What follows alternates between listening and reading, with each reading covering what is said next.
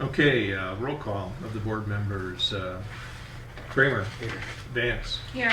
Reedsma. Here. Redley. And Blazovic. Absent. Quorum has been reached though. I make a motion to have Trustee Kramer chair in Mike Ridley's absence. I second that motion. All in favor? All in favor? Yes. Yes. All right, just give me a second. Okay.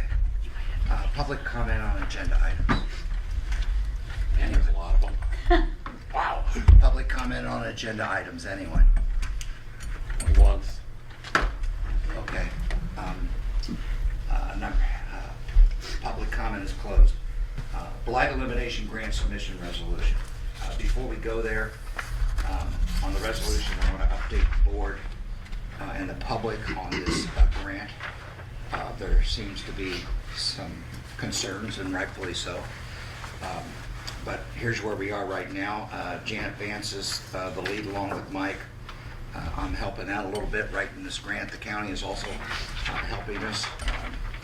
We are still going out for bids on the McKenzie property on Frontenac.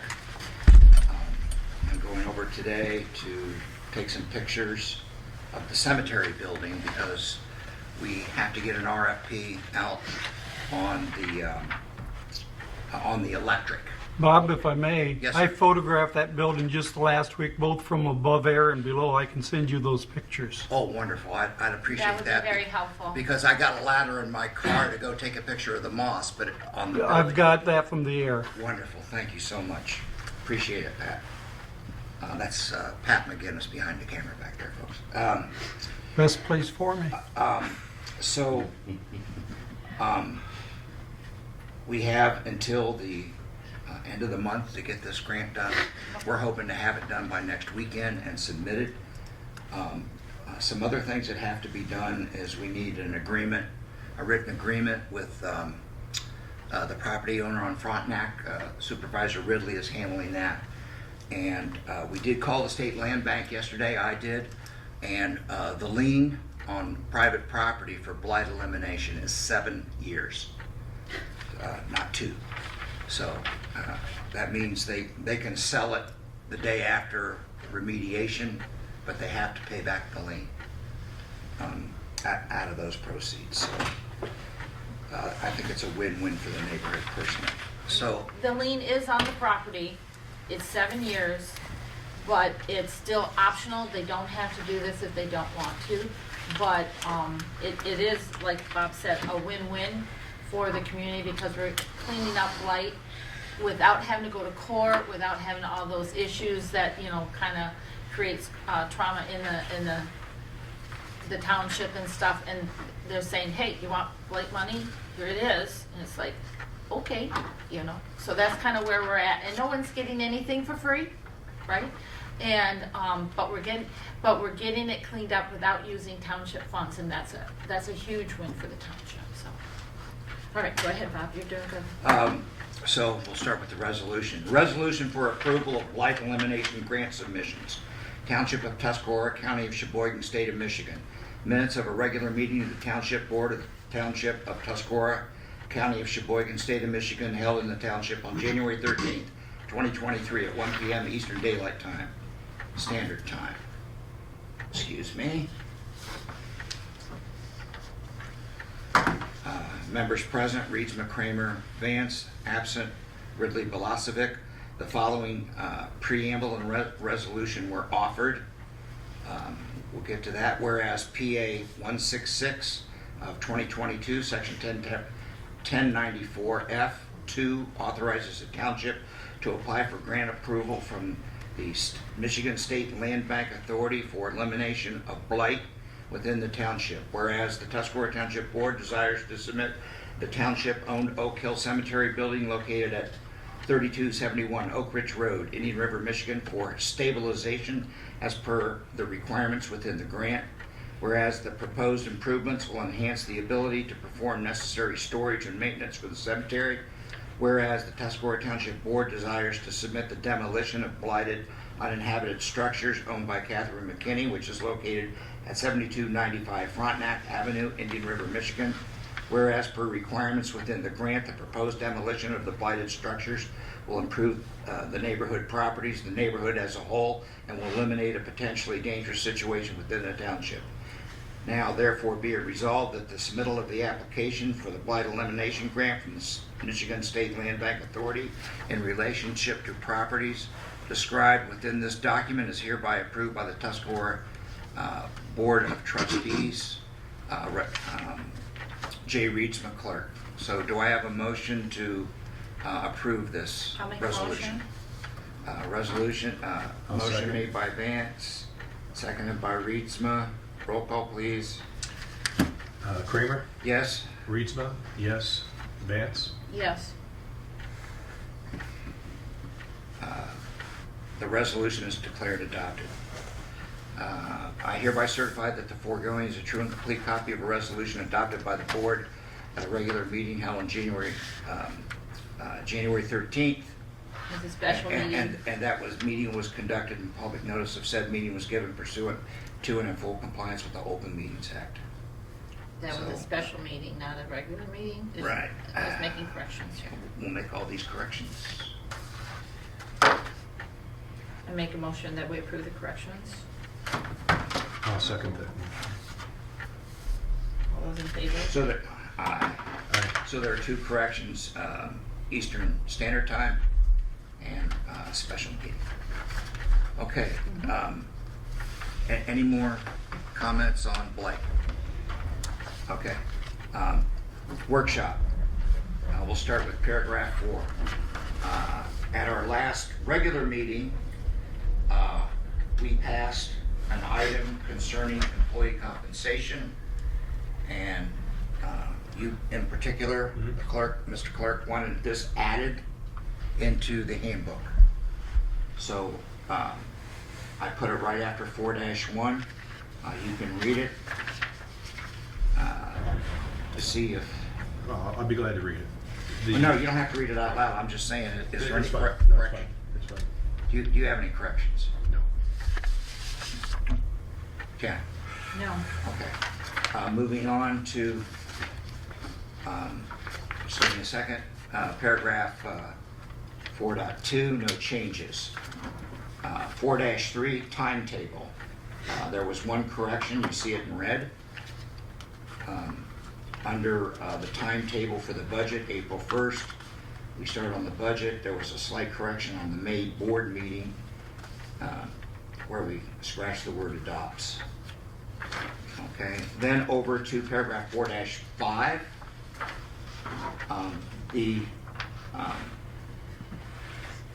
The auditor recommends that we have a template for a narrative, which I have prepared. Just gotta find it, give me a second. I sent it out in your packet, and it talked about the requirements plus zero-based budgeting. And that would meet the requirement. I can just add it to our policy as another tab, so it would be tab B. Any issues? I have a question. Are the comments, it says JV, is that the auditor's comments in the right Yes. column? Yes. That's Joe Verlin. Yeah, these are all auditor comments. Not mine. Well, that, Yep, I know. Thank you for clarifying. Just clarify that, right? 4-8, he recommended consider expanding this to the general fund and all special revenue funds. So how are we going to say that? You tell me. Under no I would just say circumstances. general and all special revenue funds. Yep. General and all. I'm taking the notes for this. All right. Special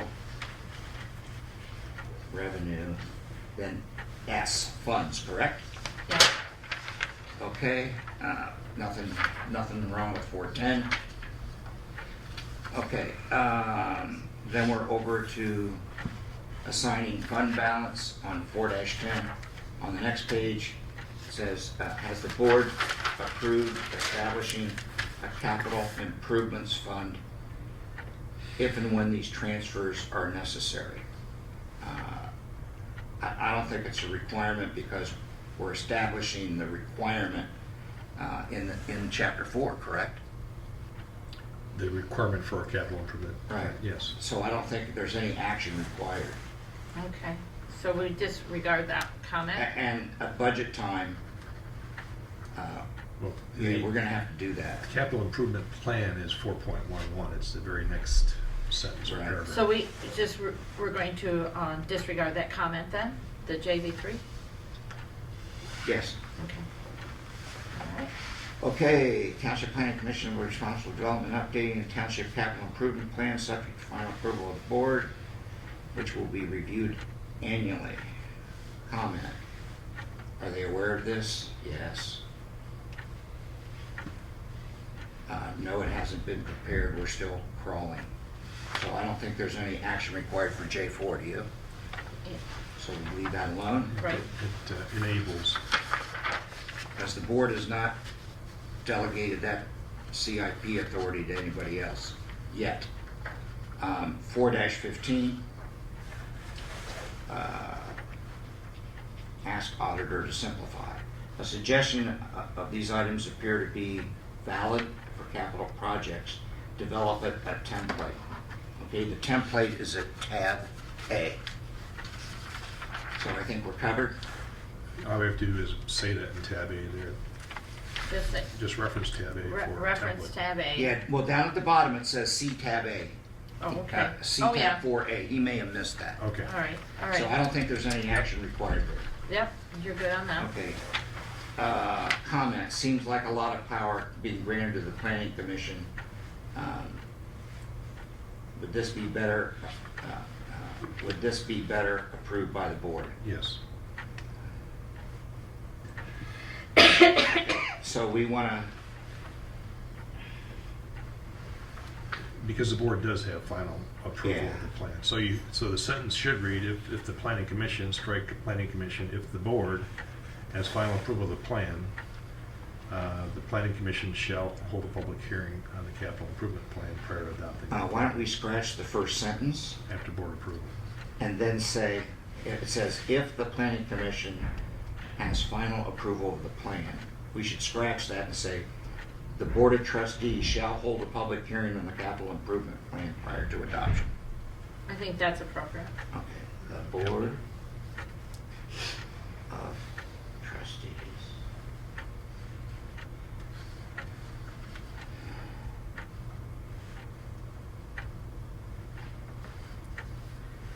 That made it easy. Now, I just want to, Just reread it once you have it sketched. okay, 4-16, the Township Board shall hold a public hearing on the capital improvement plan prior to adoption.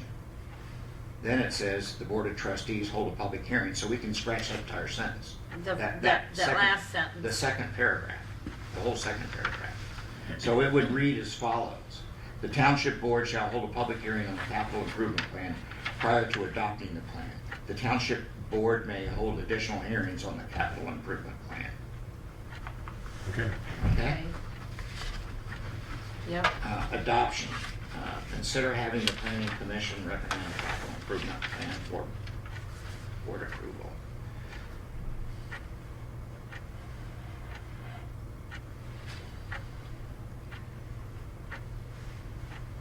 Okay, so what he's saying is, it should say, right now it's saying the planning commission shall adopt the capital improvement plan as recommended, or following any alterations the township board deems advisable. Now, what he's saying is that it should just say, prior to the budget, prior to beginning the development of the proposed township budget for the ensuing fiscal year, the Board of Trustees shall adopt the capital improvement plan. I think you can eliminate the whole sentence because he's saying, consider having the planning commission recommend a capital improvement plan for board approval. Yeah, I like that. So there are most of that sentence can go away. So we gotta rewrite that sentence. The planning commission will or shall recommend a capital improvement plan for board approval. Yes. Okay, what does it say now? I'm getting there.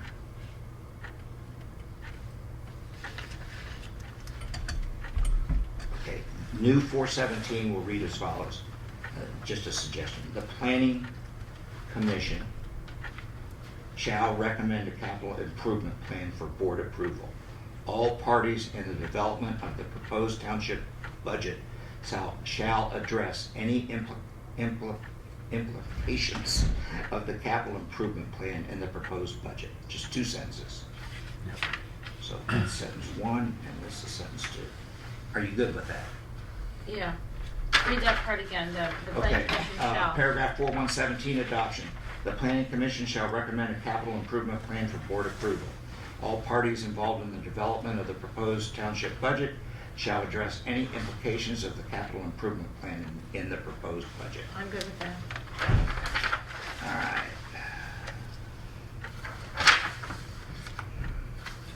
Then we go to the next one. Audit. You can see he scratched out some stuff in red. I don't have a color printer, so I Okay, can't Yeah, see. so it. township the board- audit, yeah, the audit contract may be for Up a to. period of up to 5 years. His comment was GFOA recommends 5 years. Do we want to change it up to 5 years or leave it? Your call. Up to 5 years would be fine. That gives the board, future boards more flexibility. Yes. I think so, yes. Okay, all right, I'll change it to 5. All right, 4.20. Quarterly is the requirement, monthly is best practice. Well, we're actually already doing that. You started that, correct? Yes, that's correct. We are doing So that why right don't we change that phrase, the clerk shall prepare not less quarterly. The clerk shall prepare monthly a financial report for the board. now. Yeah, that's fine. Okay, so we'll change that to monthly.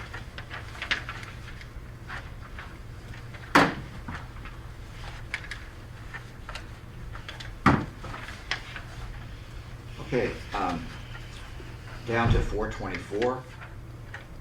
It was scratched. Okay, so that would change 425 to actually 24 then. Yeah, I'll take care of all that. Okay. Then at 429, it says, may want to consider something like funds required by an external party, e.g. USDA construction bonds, to be held in a separate bank account, will be maintained in a segregated pool.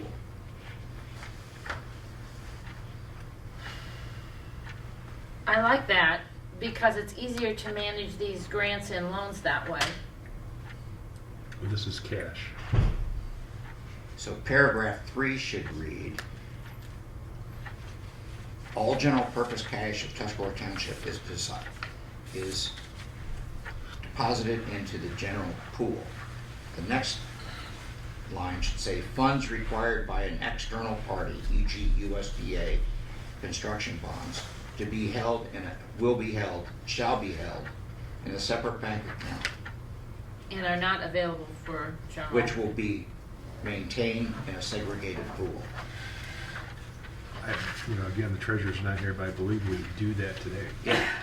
So It's just making a policy of that. Yeah. funds required by an external party which shall be held in a separate bank account.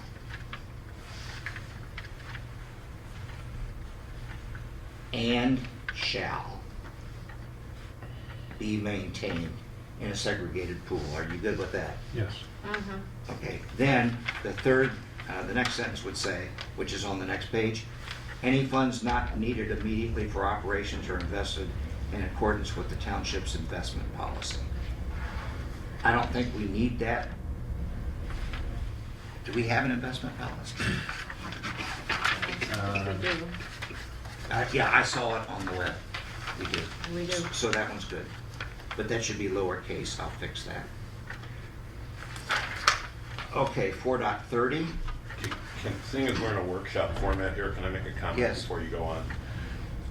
I want to make sure you understand the rule of unintended consequences, because what you just said about the separate account, first off, it means you have to go establish one. I don't think you have one now. And We have 8 separate accounts right now. but none of those, because they all have another use, none of them fit the definition of what he just said, okay? So you're obligating yourself to open another one.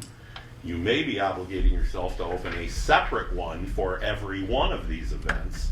And the first thing that comes to mind is the matching funds for the road commission. Would, in my opinion, in my humble, non-legal opinion, could or would fall under that definition. So, It would.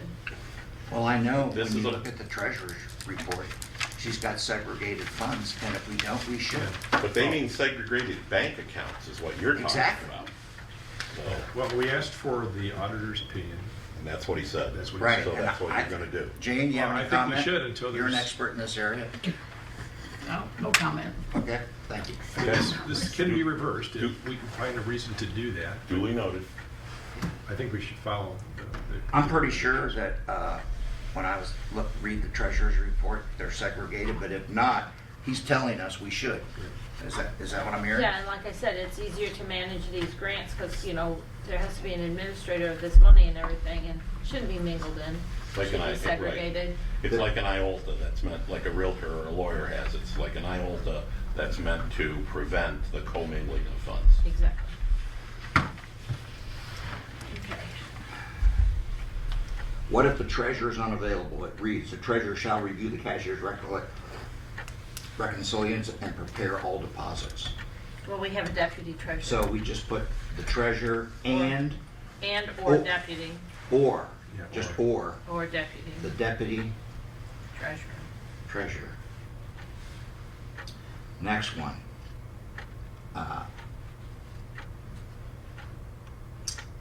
Off-site, that should be scratched. It should have been off-site colon with the bullets, but we don't even need the word off-site, so I'd recommend we scratch it. Yeah, Okay, then, he is recommending that we have an investment and depository designation resolution. But I don't agree, because the way Bobby's got it set up, we only use 2 banks in this town, right? That's right. Well, and So hardly- I one think, bank, one credit union. I don't think we need to go to the trouble of adopting a resolution. It's either in Citizens or it's in Awaken, correct? Yeah, That's what we have today. So I recommend that we just scratch JB 13, 12 and 13. Any objections? I'm sorry, what? So in other Oh, words, okay, I see what you're saying. Jamie. it'll say, tax payments are collected at Citizens National Bank and deposited directly into the township's account. okay, is that talking about escrow? Because escrow could be with anything. Some people's escrow accounts have tax included in it. But it still goes to Citizens, so I don't think we need an investment resolution. Okay. We're not big enough. If we had 5 or 6 different banks, I could understand that. So this is his comment on that. Let Right. me just read it out loud. Uh, What if if citizens these- get bought out, or if the township determines to move all or a portion of its banking to another financial institution? I would consider changing this to banks approved by the township investment and depository designation to be consistent with. Resolution, excuse me, to be consistent with 4.32 for online banking. I just don't think that's necessary.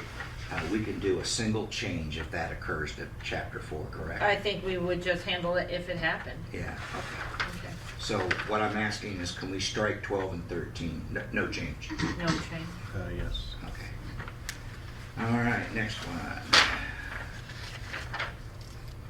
432 is fine. We have a typo in the bottom of 432. I'll take care of that. Then 433, petty cash.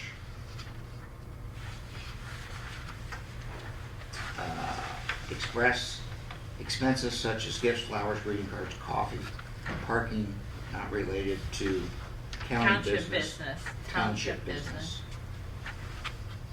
That Okay. even escaped the MTA, didn't it? It did. Okay, so I'll change that to township, okay? Yes. All right. 4.40. Okay. Again, he recommends a depository designation resolution, but we only have 2 depositories. The township board authorizes the following financial institutions as depositories of township funds, Citizens and Awaken. I think it's fine. If we ever get another bank in town, we change it, right? Well, we used to have Yes. 3. Yeah. So, I recommend no action on JV 16. We'll scratch that. Yeah. Okay.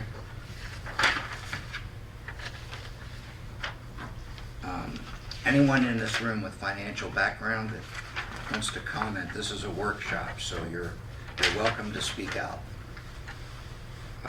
Does any board member have a problem with that? No, Okay. No. that's fine. All right. 4.42, notice of investment policy. Again, a separate resolution, and we've already decided it's not required. It just talks about Citizens and Awaken, so I recommend no action on JV 17. All that does is if the policy, okay, if a banking institution change it prevents us from going back and changing the policy. I don't think that's that big of a deal. Okay. It's okay, scratch? Okay. No action, all right. Invoice preparation 4.44. This seems to, excuse me a minute. This seems to contradict 4.43 above, which states the treasurer is responsible. Okay. The following positions shall be responsible for preparing invoices for revenues due to the township. In actuality, they're doing it today. So it's fine. But why is it, Well, let's look at Again, contradiction in there's 441. There's revenues and expenditures, and they're basically preparing or summarizing the checks and then creating a log to give to the treasurer to have those monies deposited into the banks. So And it does say in 441, the following positions are authorized by the treasurer to make bank deposits. Clerk, comma, treasurer and their deputies. Administrative assistant and office assistant. So I think we're good. It is consistent, so, I think we're good. yeah. I just wanted to clarify, maybe he misunderstood it, but they do help the treasurer Right. conduct business. So I don't have a problem with 444. Right. So I recommend no action on JV 18. Agreed. Okay, down at 448, processing of bills. I'll change that from claims to bills, as he recommends. Comment 19, consider adding 6 general ledger line item to post the expenditure, and 7, date that the voucher was authorized for payment. I agree with that. Our new forms already have that, so with your permission, I'll add 6 and 7. I agree. I like that. Okay? Yes, does he also talk about GLs here at all? Yeah. Did I miss that? Oh, yeah, okay. Yeah, got it. consider 6. adding 6, and Yeah. we're already doing it. Yeah. Like, No, when I- I gave you that cemetery thing, it had the GL right on it. No, I want that. We need that, thank you. Right. And I know this sounds kind of strange, but after we approve these and things get implemented, I really feel that at some point, you as the clerk, maybe the treasurer as well, should sit down with anybody that purchases anything in this township and go over, Doug, our admin assistant, Chief, police chief, the library. right, library, and just say, look, we just want to go over this so you're aware, and then you go maybe line by line. It's just a Right. suggestion. Right. 4.50, should Change. boards be replaced with checks? Yes. Boards Yeah. is really meant to be bills, right? Board approval required for all bills, right? Correct. So we change it to bills? Yes. It was bills on a previous page, Yeah. and it was also recommended at a previous. Right. So I think we're good. Next line is 4.56. Treasurer seems appropriate. So we take the check with this on the auditor off. Okay, got it? Yeah. The board is responsible for approval. The clerk typically is responsible for accounting and reporting. Treasurer responsible for compliance. Consider clarifying these positions. Okay. The treasurer is responsible for the township's ACH agreements, including payment approval, accounting, reporting, and generally for overseeing compliance with the ACH policy. And he wants us to say, The board is responsible for approval. so why don't I just add all his lines on JV 22? It's more detailed. Read- I would do it, yes. JV 22, let me read it so everybody knows where we're at. Instead of just saying the treasurer is responsible for the township's ACH agreements, it says, The it's board. recommended by the auditor that the board is responsible for approval. The clerk typically is responsible for accounting and reporting. The treasurer is generally responsible for compliance. So he wants us to clarify these responsibilities. I say we just write it in there the way he's got it, and then it totally explains what each person's. So we replace JV 22 with the first paragraph, correct? Yes, just taking off, consider clarifying these Right. responsibilities. Yeah. And then on the next line, he's saying that we change this to clerk. The clerk shall submit to the township board. That's what we're doing now. That's what we're doing now. Okay, 4.58, internal accounting controls to monitor use of ACH transactions made by the township. The treasurer shall prepare a list of vendors authorized to be paid by ACH transactions and provide that list to the clerk. Consider having this list provided to the board for approval. So, I agree. provide that list to the clerk for board approval. That's all we have to say, for board approval, right? Okay. For board approval. Yeah. Okay, good? Yes, yeah. Okay. 4.59, credit cards. Okay. Consider using the general ledger line to charge the expenditure. All credit card slips shall include this information: name of vendor, goods or services, date of transaction, the amount, and the business that required the transaction, and the general, Yes, added in. and then I will add that in. Okay? Yeah. So the new thing will say, all credit card slips shall include this information: name of vendor, goods or services purchased, the date of the transaction, the amount, and the business that required the transaction, the general ledger line item to charge the expenditure, and the general ledger line item to charge the expenditure. We are doing that today, so. Okay, all right. We need to put that in there. Then down below, the use of the credit card, capital outlays. May want to clarify capital outlays.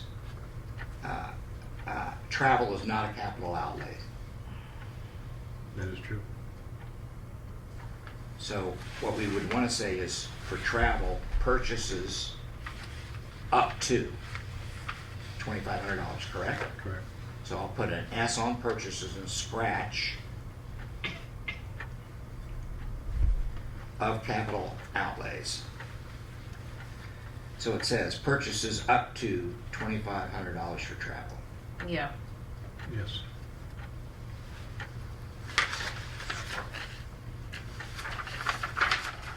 Sometimes Then, these things get a little gas, weird. oil, and other necessary expenses incurred in operating a township-owned vehicle, which is fine. Purchases of up to $5,000 for goods and services used in the official business of the township. That seems high. I would prefer that it be less than 5,000. So what would you suggest, 1,000? Someplace between 1,000 and 2,000. 1,500? Yeah. I just think we need to start Have a little bit more a control? little bit less, and then if we find that that's a problem, then we have to come back and update the policy. All right, so 1,500, 2,000, or 1,000? 1,500. Doesn't matter to me. I agree. Yeah, see, that's just one more reason to let all the cardholders know these new rules. Yep. When we get new credit. I also recommend that we, when I correct this credit card policy in the master document, we cut and paste it and have every cardholder sign acknowledgement of this policy. No, I agree with that. And that they're required to return the card, yada, yada, yada, on and on. Now, if they have to make a purchase, let's say over $1,500, all they have to do is come to the board, approve it, and then you can make it off of your card or Actually, they ought to whatever? be doing a purchase order. A purchase order? The okay. purchasing process simply kicks in. Yeah, okay. And Then we take it from there, I mean, you Yeah. would take it from there and stuff. okay, 4.60, he scratched some stuff, But I just want to summarize okay? 459 credit card use policy. Now we've made the changes that the clerk is responsible for issuing, accounting for, monitoring, retrieving, generally overseeing the compliance with the township's credit card policy. And the reason I bring that up is we don't have credit cards right now.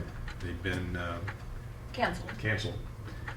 And so I will now take the lead in getting getting new credit cards put in place with a community credit card as opposed to a business credit card. I can't tell you how long that's going to take, but we're already working on it. So. Good deal.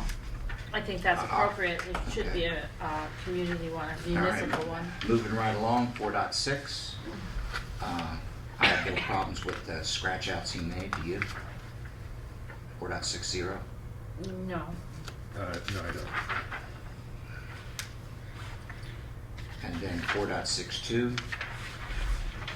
I have no problems with that either. Oh, I didn't see that one. By memo or GSA form 1164, Yep. which is really easy. It's a real easy form available online. General Services Administration. Okay.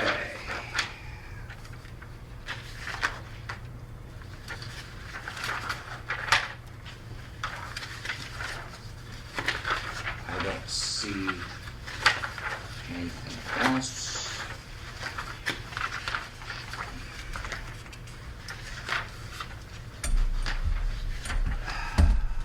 Okay, here we are.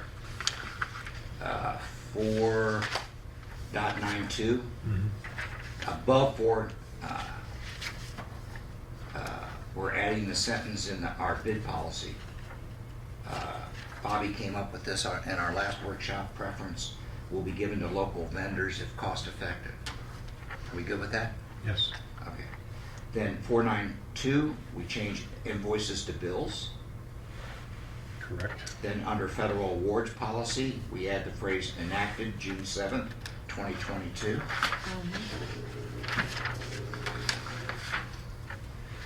Section 4, grant application procedures.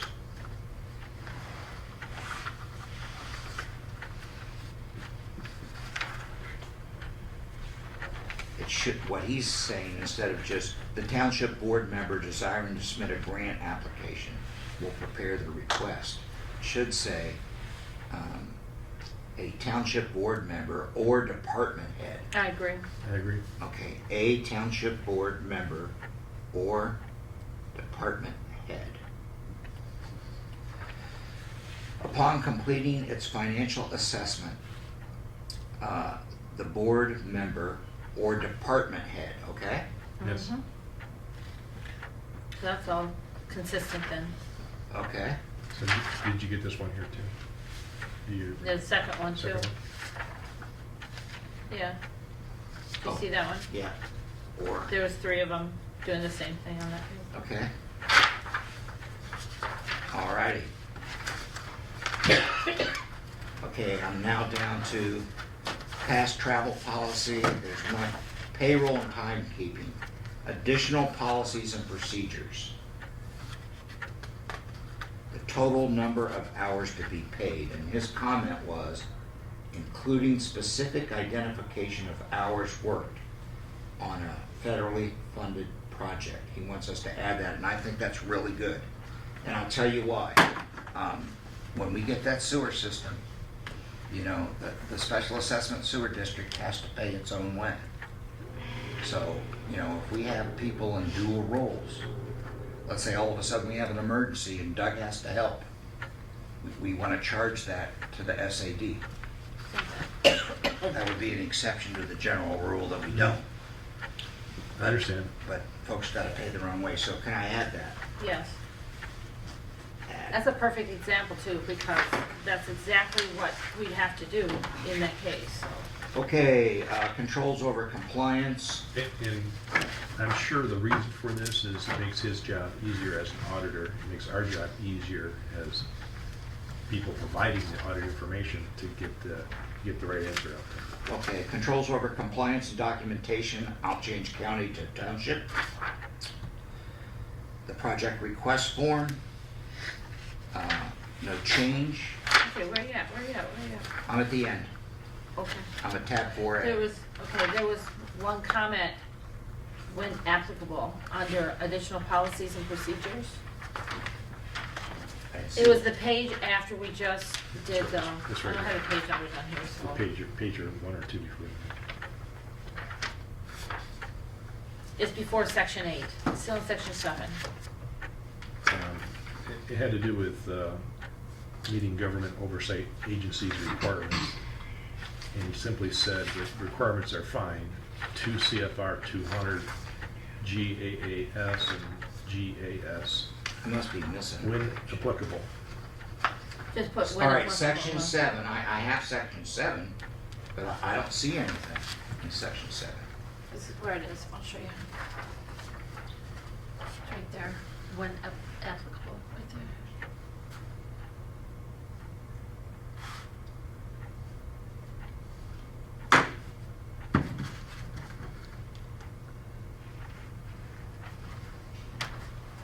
We'll do it the easy way.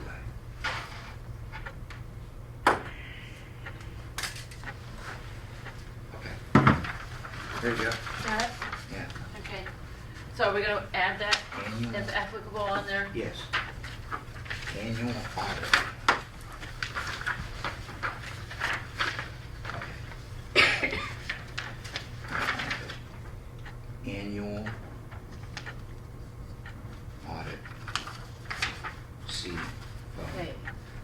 Before you get there, we have some other counties that may be replaced by Yeah, rules. townships. The next page over there, it Yeah. has Oh, you county got that? instead of Yeah. township in Yeah, there. got that. Got that, okay. Okay, so we're on tab 4A. Here is,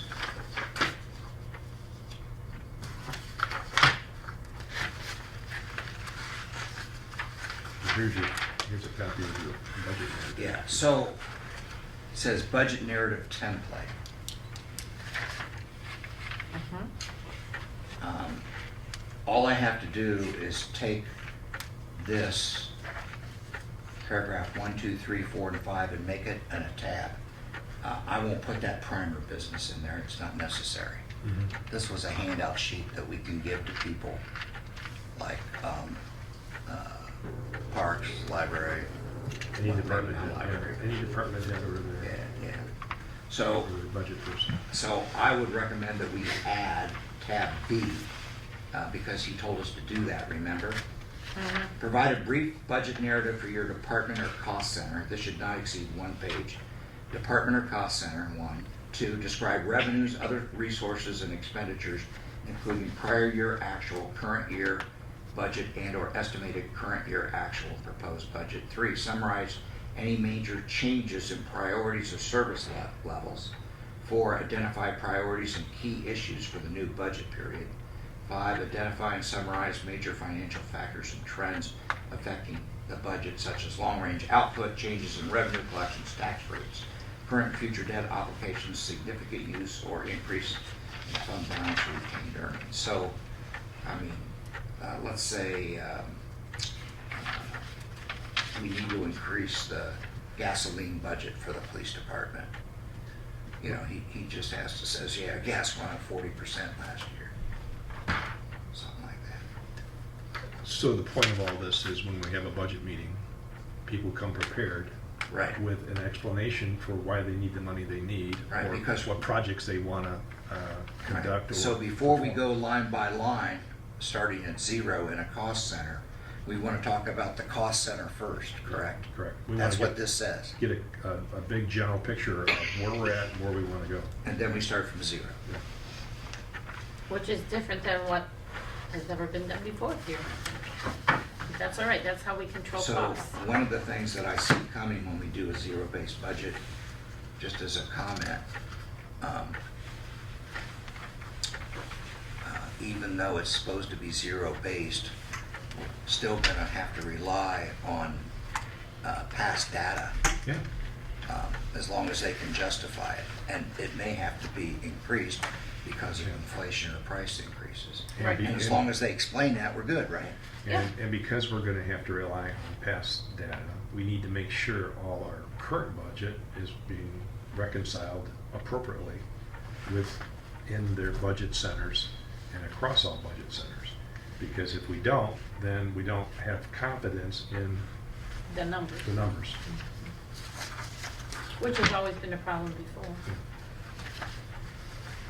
Okay, I don't have, number 5, we've all been involved, every trustee, every board member has been involved in chapter 5 from the word get-go. There were, you may recall, Mr. Hoos, assistant, made a bunch of changes, which I posted exactly word for word. So all I did was take his most recent changes, which was paragraph 5.2 through 5.18 and 5.22 through 5.3T. 5.32 is the original done in 2009. 5.2 and 5.20 and 2.1 are new paragraphs recommended by the insurance carrier, which we added, and he said no problem. And paragraph 5.33 is new. It's a grievance procedure not previously in the handbook. So if you're good with that, we're done with chapter 5. Did you already add those in? Yes. Okay, all right, Yes. and you did So 517? actually, 5.0 has now been Revised. personnel administration has been reviewed 3 times. Once by his assistant and 2 more times by Mr. Huth. Well, I'm good with those changes. So my suggestion at some point is we strip out general hiring policy. That's already on the web, right? Right. And then we strip out, Well, do you take it off the web and just put this on the web, or? well, we'll have the whole policy manual on there. Yeah. But what I'm saying is, we need a separate employee handbook. So all I have to do is cut and paste. Yes, sir. Yes, ma'am. I've got a question on the employee handbook. Yes, ma'am. 5.8, timekeeping. Yes, It ma'am. has to do with all employees using a time clock, punching in and punching out. Does the township have a time clock? Not that I'm aware of. So that's in the employee handbook right now, section 5.8, Yeah. that they need to Nice punch in and catch. punch out. Nice catch.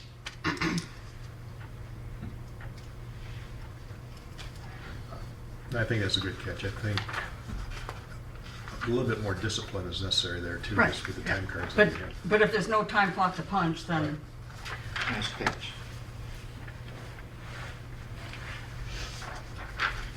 Okay, So how is it done now? With time cards where people establish what their hours are, review it with their department head, and submit the cards.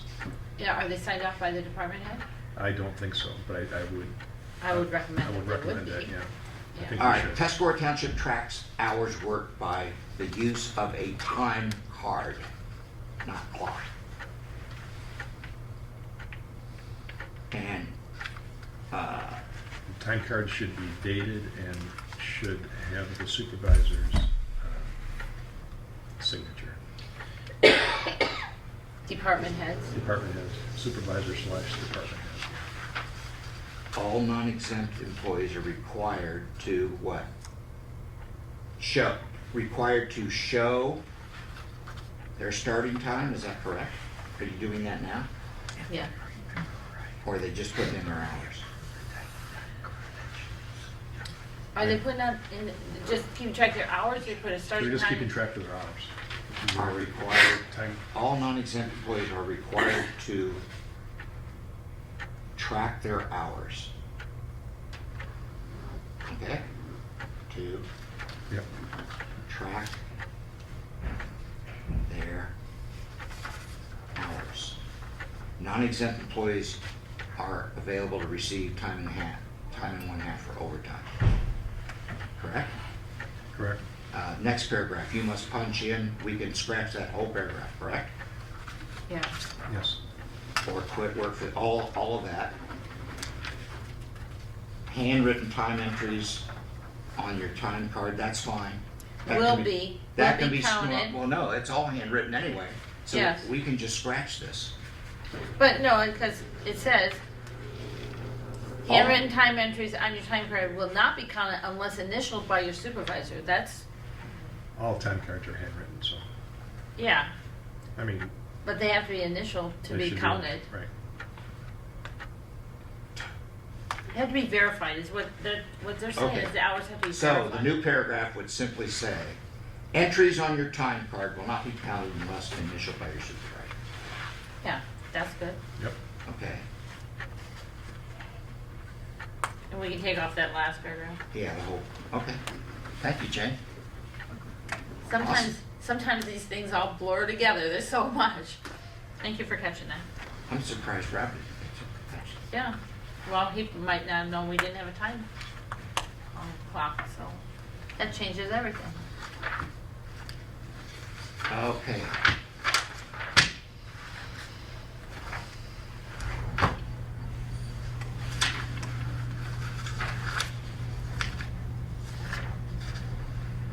Okay, chapter 6. Okay, let me get here. They should be he or she, so we go to 6.3.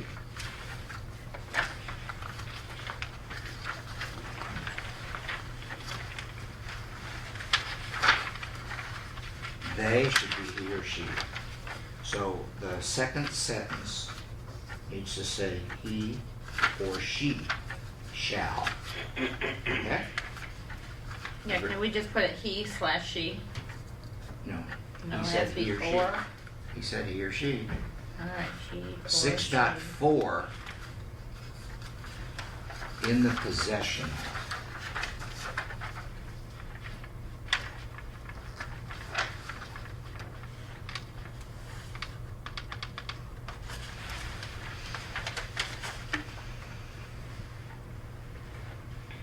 Trying to find it. I don't even see it. It says ahead of employee, so I'm looking for employee. I see employees, but not employee. Township officials appointed. The clerk is responsible for ensuring that the records, including email and other digital records of employees. I think wherever you see employees is fine. It's in the, all he's asking us to do is say that are in the possession of the employees. So, What, in the second sentence then? see. Oh, I get it. Yeah, The clerk is responsible for ensuring that records, including email and other digital records, in the possession of employees. Correct. That's correct. Okay, let me get that. In the possession.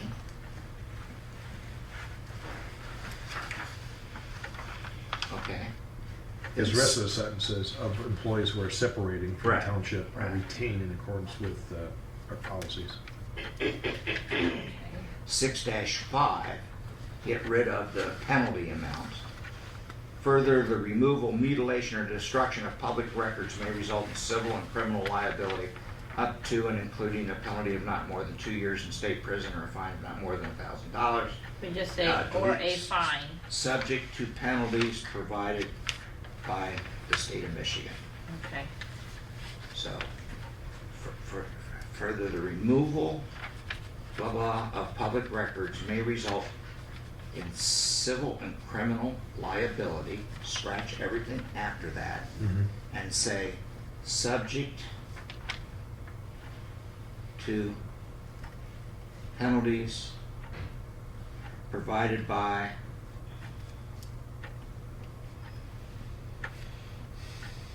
among others, the state of Michigan. Among others, Yep, that's correct. Among the state of Michigan. others, state of Michigan. Bob, Yes, question, would it be better rather than state of Michigan, just saying by law? Because it could violate federal law also. yeah, you're right. Well, it says among others, so that means it would be all encompassing. I said, you know, I'm just suggesting Yeah. dropping the state of I Michigan, think he's saying by right. law. Subject to penalties provided by law. Why don't we just say that? That's a good one. What do you think? Makes it easy, by law.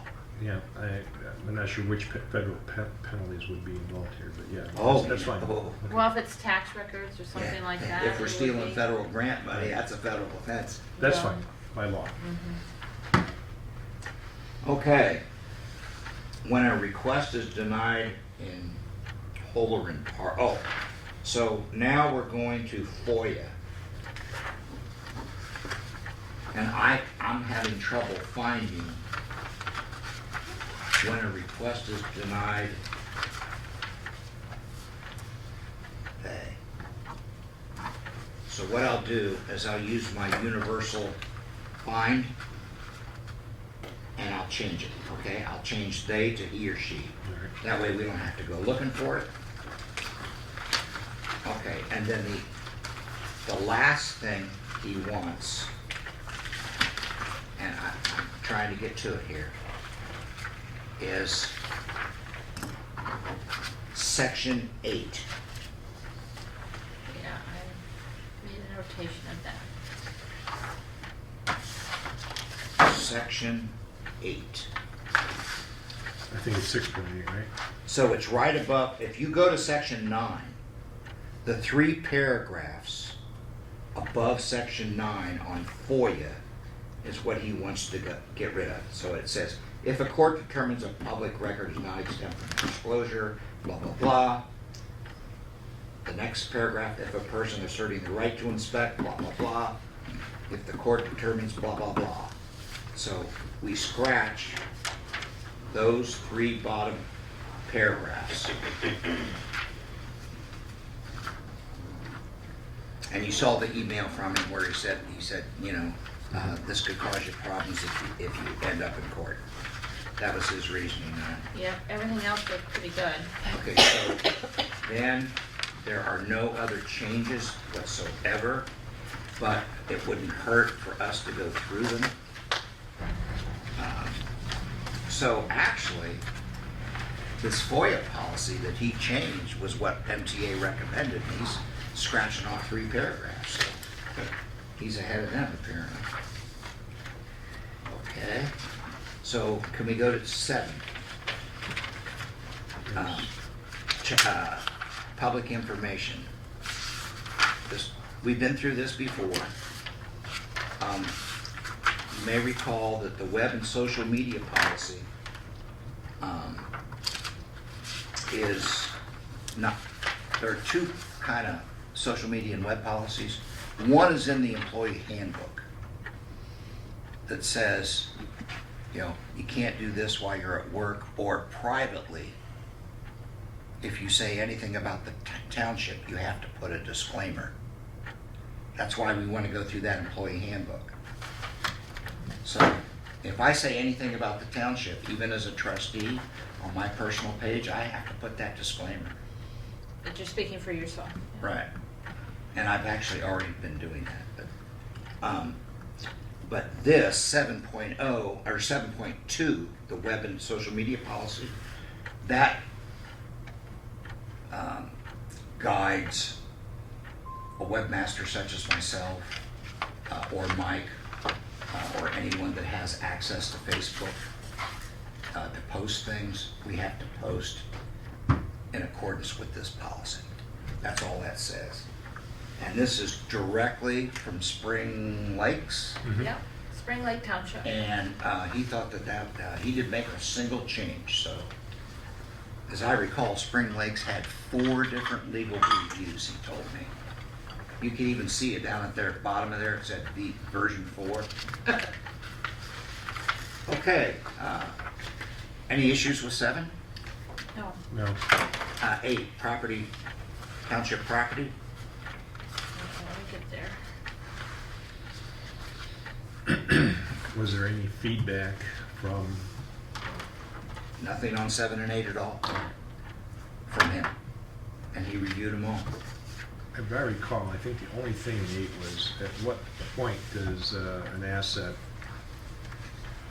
at what value do you go around and try to capture all those?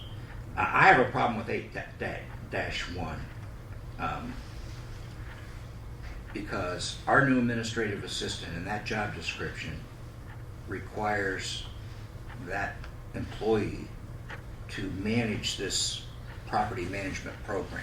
Doesn't mean that that person's going to do it, but for example, because she has responsibility, that employee may go to parks and say, you got to put this sticker on your snowmobile, or whatever it is. And it just seems that 250 is awful low. Well, that's the point I was trying to make. I think it's too low. I think you Yeah, gotta what do be- you think? Well, at least at $1,000. I would think so, because once something becomes $1,000, let's say a computer, you buy it for $3,000. In 3 years, it's not worth even $1,000 at that point. And so, the different things devalue, I guess the word is, quicker than other things. Like the technology is going to do it faster than a physical table. But I think the desk. point is, if we have a fire we and need we to, don't have the records, we have no way to file a reasonable claim. Correct. and I think it's more for insurance. But what This we, is for what we more. can do, if, as we should, take pictures of everything that falls in those categories, I think that's a very good idea. so that we have documentation with some label in terms of time, When it was purchased. Yeah. Well- When we lived overseas, for example, we took pictures of every single thing in our house. We Yeah. even opened the drawers and took pictures. Yeah. I Took think pictures of a china set, for example. Right. And that's for insurance purposes, in Yeah. case of fire, tornado, or flood or something. I think that's as wise, and we could do that very quickly, because you could do it on video camera, right? I mean, that would be acceptable to insurance, do you think so? Yeah, Pat? sure, Walter. And we could do that, just scan the room and, kind of get into the equipment and things like that. And just prove Actually, that it having exists. done a number of them for insurance companies, what they prefer is an overall scan and then close-ups. Okay. sounds But right. we could do it easier that way than snapshots or anything like that. And then we just keep the videotape in our fire safe, marked for insurance purposes We or don't use whatever. videotape anymore. Okay, Thumb drive. yeah. I found a Okay. VHS the other day. Yeah, I still have those. A Pokey Puppy, I found one of those the other day. But still, whatever, we keep it in the fire safe, the thumb drives, mark it. I think that's a wise thing to do, but we still need to identify these things for tax purposes as well, because some of them lose their value and things like that, so, yeah. Plus theft. If you got a $500, if you have a $400 specialty drill, that could disappear. Or chainsaw, or Yeah. hedger, or So I think it should be an inventory of the assets, and I think each department should be responsible for doing their own. I think the police department does that already. All we have to do is say inventory ought to be both written and visual. Yeah, and I'm sure the Well, library. the more we keeps that. discuss this, the more I'm okay with 250. if you have a drill that costs over $250, that could be easily stolen And that's important. and should be accounted for. As long as you don't have to tag them, I guess that was the whole point, is if you're gonna But inventory you them. should still tag them and then have a ledger, like we used to do for the Yeah. government. Well, they're They gonna, had stickers on we're every. gonna look into tagging them with one of those, You know. Metal. bars or a tag, like a sticker. The problem or- with barcodes on paper That's what I was thinking. is they're, Wear off. they wear off. But I will tell you, let's be real, Chapter 8 is not gonna happen in the immediate future. We got a lot of other stuff on our plate. Yeah, this is not, This this is is not a just high a priority. policy. We'll get to it. That when we get enough employees, we can get to it. Well, you just start doing it with newly acquired stuff as of a certain date, Well, that and the does attrition make takes care of the rest. Yep. Now, 8.2, the inventory. Okay, so 8-1 just says, identify inventory safeguarded to prevent loss. Same discussion. 8-2 requires the inventory, and that's where you would take your pictures, correct? Yes. And then 3 requires the tagging. I just Then think- 8-4 is, in federal terms, is called a report a survey. If you, I just want to start high and work low in this case. okay, so what do you want to change? I just think 8-1? it's, we're biting off more than we can chew with, Okay. without any cost benefit. What's a chainsaw cost? Commercial one, $800 or more. Okay, so you want to change that to 500 then, Let's at least start at 500. Janet? Yeah, I don't have a problem with that. All right, Um, change 8.1 to 500 for now? Yeah. These are just policies. We can always change it back once we Yes. get caught up on some of this stuff. This is gonna be a real job when we come to it. We may even need a subcommittee to help us do Yeah, it's this. going to be a one-time job. I mean, I would even suspect sometime hiring interns from the high school or something. You're gonna have to. It's, So it's gonna be labor intensive when we start that. So- But I like your idea of starting now with any new equipment, new file cabinets, whatever comes in, we tag it now, so that, and we document it, so we know it's been tagged and when, and then we can go Pat, back you've been and set involved in another the time. property for 14 years in the Navy. What do you think? Well, when I was at Ford Aerospace and handling all the test equipment, it became a problem with barcodes because moving between buildings, they would scan that barcode out of one building, and if it didn't arrive at another building, we're talking very expensive equipment. They then started contacting supervisors, but the barcodes would get scratched or be unable to be read. So I agree, barcodes are not the way to go, except in a grocery store or place like that. But tagging the stuff as it comes in is a good first step. You can buy these inexpensive metal tags and a machine to make them, and it just simply puts a sequential number. Correct. That's better than a barcode for what you're wanting to do. Okay, good. All right, so then we have a 8-5 disposal of equipment policy. This is already on the web as adopted August 14th, 2012 by the board. That's why we put it in there. I don't see anything else. Smoking, vaping, email, computer use. Again, this is why every employee, we need to sit down with every employee and go through this whole book. Not just say, hey, read it and comply.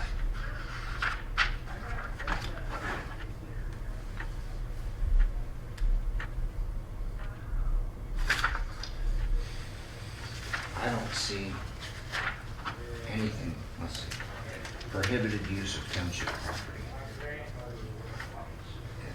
I mean, Mr. Hoot was fine with all of 7 and 8.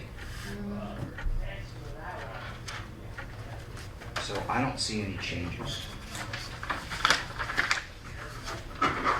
Is there a motion to accept chapters 4 through 8 as amended? I'll make that motion. I'll second that motion. Roll call. Kramer? Yes? Vance? Yes. Rietzma? Yes. Okay.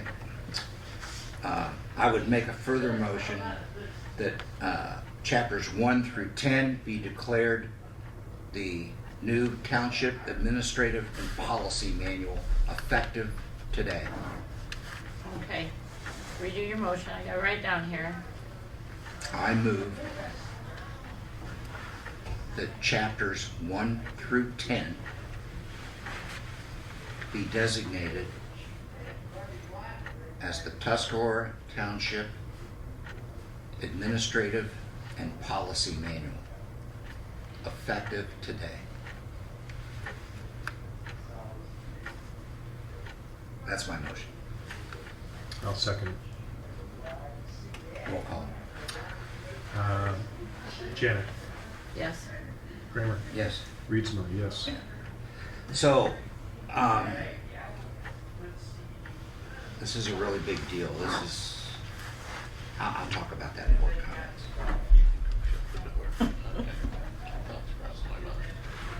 Okay, Jane, J5. did you second that motion? Yes. Okay. Just want to make sure. 'Cause I didn't write it down. Here's some handouts for you and Janet. We're just going to go through page by page, Okay, pretty much. Janet. Okay, the next item, workman's comp non-compliance charge. Next steps. Yes, sir. So what we have here is a prior audit that was done, I believe, at least was in our files, from July 1st of 2020 through 6/30 of 2021. When I say it was in the files, I can't tell you that the results were in the files or not, but it does give you a picture of what's required for these types of audits in order to make sure the workman's comp is understood relative to the risks that are engaged by the insurance company. So, as I said, they want a profit and loss statement to verify use or non-use of contract labor and or subcontractors. Once they know that, they probably want to know more about those contract labor and subcontractors. Payroll records by individual for the audit period with the job duties. Whoa, excuse me. We don't have job descriptions on anybody in parks. We have job descriptions for everybody else. I just said payroll records. No, Where are you looking at? It says with job duties. with job duties. Oh, job duties, okay. Yeah, so That's what happens when you don't have Right. job descriptions. So they will have to be created. Fighting over this for a year, it's They ridiculous. will have to be created as part of this process. And then, as we've done with many other things that we didn't have, we created it and then it became policy. The job duties, and then it goes into gross wages, gross overtime paid to each employee. And we'll black out. That would Social include Security the numbers. assessor and the assistant assessor, It correct? includes everybody. So we have job descriptions for them in draft form that is being reviewed by the new assessor. We could use those temporarily, correct? And we can create job descriptions for everybody else that then will become the description going forward. But you're right, these are things that we need to start thinking about. We don't have a date yet for when this will happen.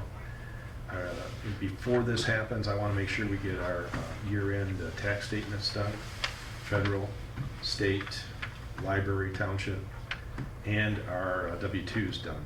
You know, those need to be done this month, and so I'm just prepping people for the fact that this is going to require a significant amount of work, I believe.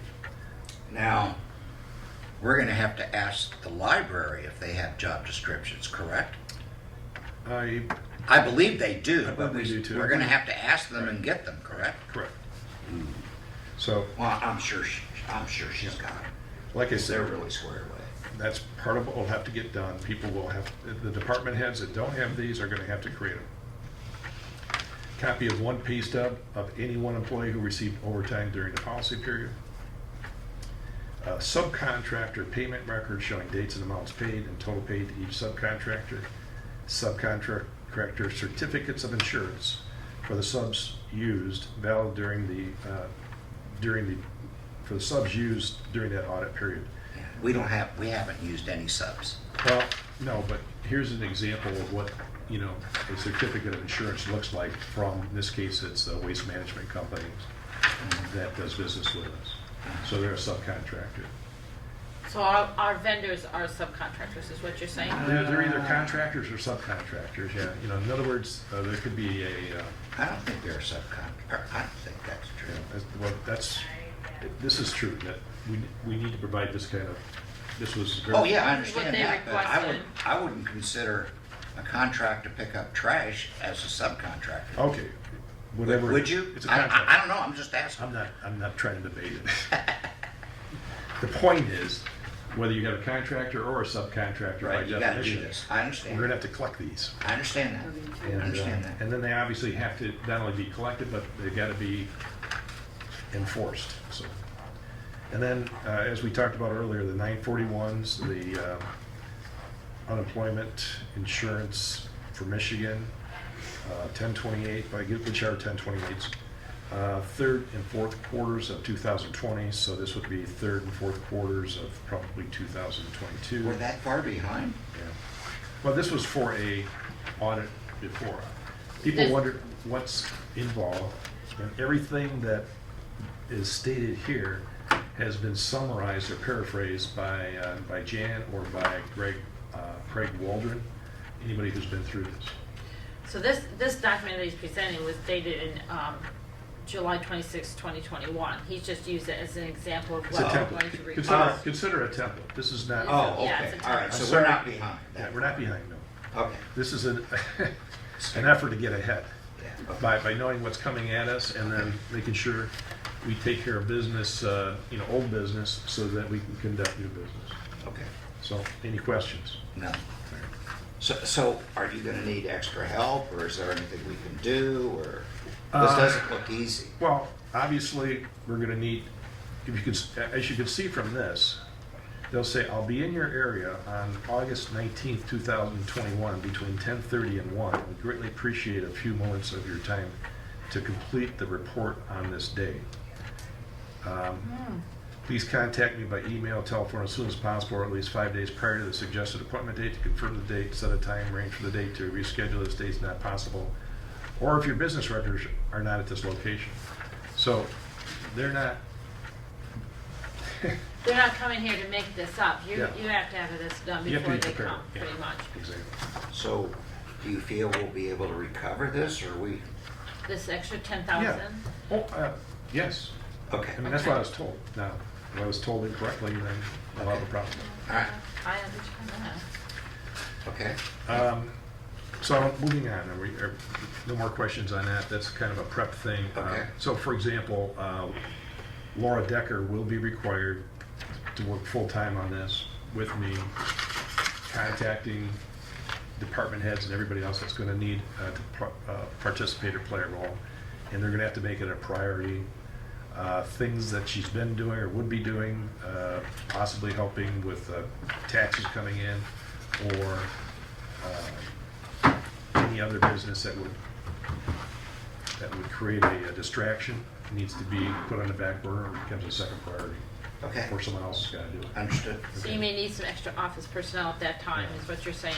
Yeah, Okay. for example, if Bobby needs a bunch of letters opened and logged in and things like that, she may need to get with Terry, and they may need to do that together while this is going on. Okay, well, if you need extra help, you can need a call. If I can make it, I will definitely do that. So we just got to make it, we will make it a priority. I will get the word out once Okay. I've got confirmation of when this is going to happen. Next is election issues. And I've got a couple documents here to talk about. Okay. One is what I call a budget transfer revision form, which I'll get to in a minute.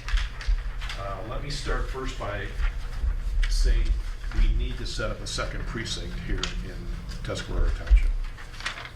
This We've was, been officially notified that we need a second one. yes, we've been notified. And I asked Karen Brewster again before coming here that, yeah, we need to set up a second. And unfortunately, she has not done that in the past, and unfortunately, I haven't done that in the past. So we need to do some homework in preparation for that. Now, will the second precinct be right here? That's part of the homework, but yes, we could make it right here. We will need to have a board discussion around this with some How to additional organize it. additional data from subject matter experts. But again, if we did it here, it's actually a good thing because we can share election workers between resources within one room. Everybody saw the lines that were created during the last election and how people had to wait a long time in order to get in. And then we had breakdowns in equipment as well, such as the computer. Now the computer, the poll computer, and you're welcome to comment on it if you care to, it's a compact. I don't even remember, how long ago they stopped making compacts. C-O-M-P-A-Q. And we need, so the bottom line is we Oh, need. the poll book, you mean? For the poll book. APB? Yeah, the poll book. computer. Yeah. So we did do some research. We need computers, I think, that have Windows 11, I think is what the recommended is, at the very least. And then we need 2 of them so that we can use the compact as a backup as opposed to a primary in case something goes wrong. That'd be great. And if you have anything you want to say, 'cause I No, know- it was just that was the strangest thing. There was a flash on the screen, and it was dead. And Could have been a battery. Did you have it? I don't want to. no, it was plugged in. Okay. No. Still could be a battery. Just, All right, let's move along. Yeah. In addition to that, I want board approval to go out and purchase a tabulator. It's $5,390.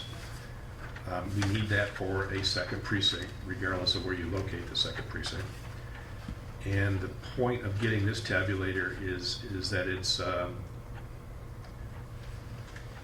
technical level, I guess, as you want to call it, is compatible with the 2 other tabulators we have right Will we get that money back? now. We don't know yet.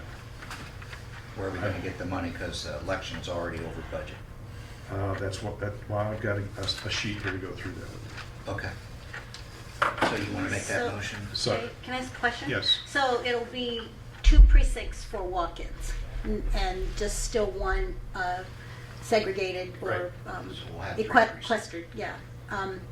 Or, Yes, I need to verify that, but that's Okay. why I see it. I move that we authorize the clerk to purchase another tabulator not to exceed $5,500. I second that. I have some questions though. Okay, go ahead. So let's Discussion. have discussion. Yeah. Okay, you've got a total amount here of $11,900 for the new equipment that we need to do to upgrade the computer, the poll book computers. Well, let me go through it, unless you have a specific question. Okay, go ahead. Yeah, Well, let's why go don't through why it. don't we finish up the motion? Well, it's seconded, so we're doing it. Yeah, we're having the discussion, and It- then at the end of the discussion. We'll vote at the end of the discussion. That's what we're Okay, voting. go ahead. So anyways, what I have here with the board is basically just a plus or minus, a debit credit sheet for finding the dollars within our funds that we currently have to do this. Turns out that our election center is over budget by at least about $4,350, call it $4,400. So part of this amount of money is necessary to bring that in balance. There's other areas, other cost centers that are out of balance. They need to be addressed as well, but not in this discussion. In addition to the fact that we need $4,350, we also need to purchase this tabulator at $5,400, compact flashcards at $150.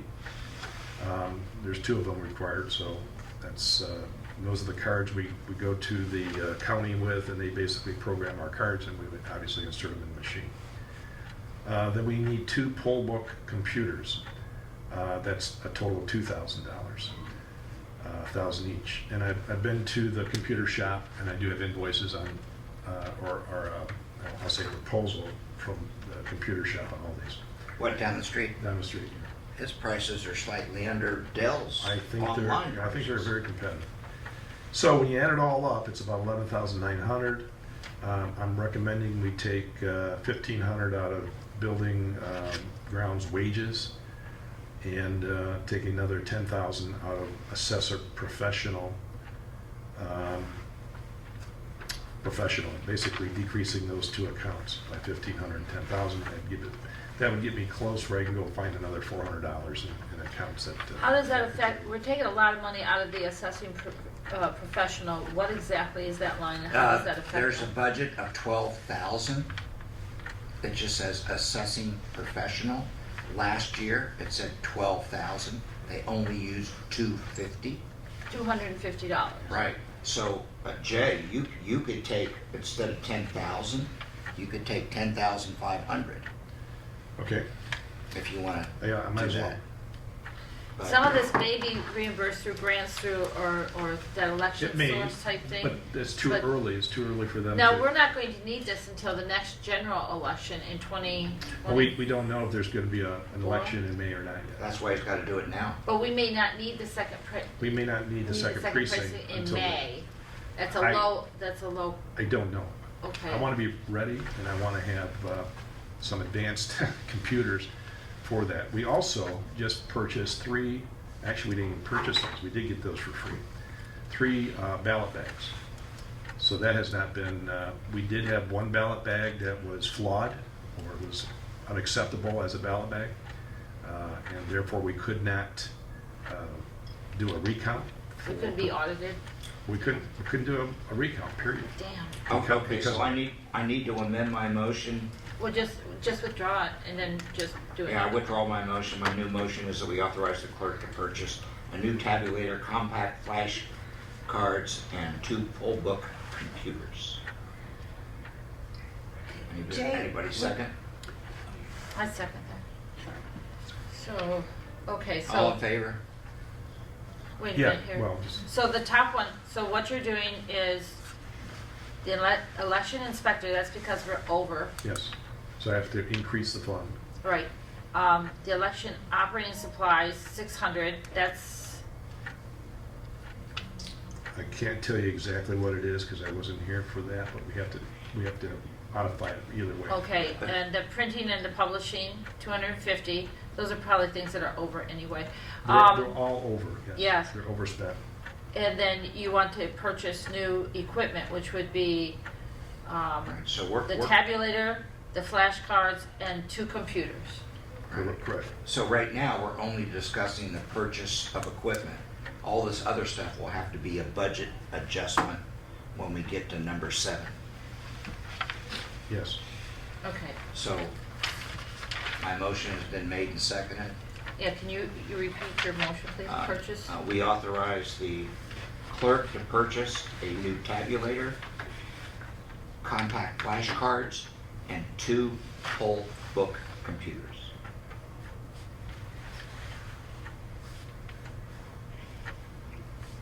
And let me add the words not to exceed $8,000.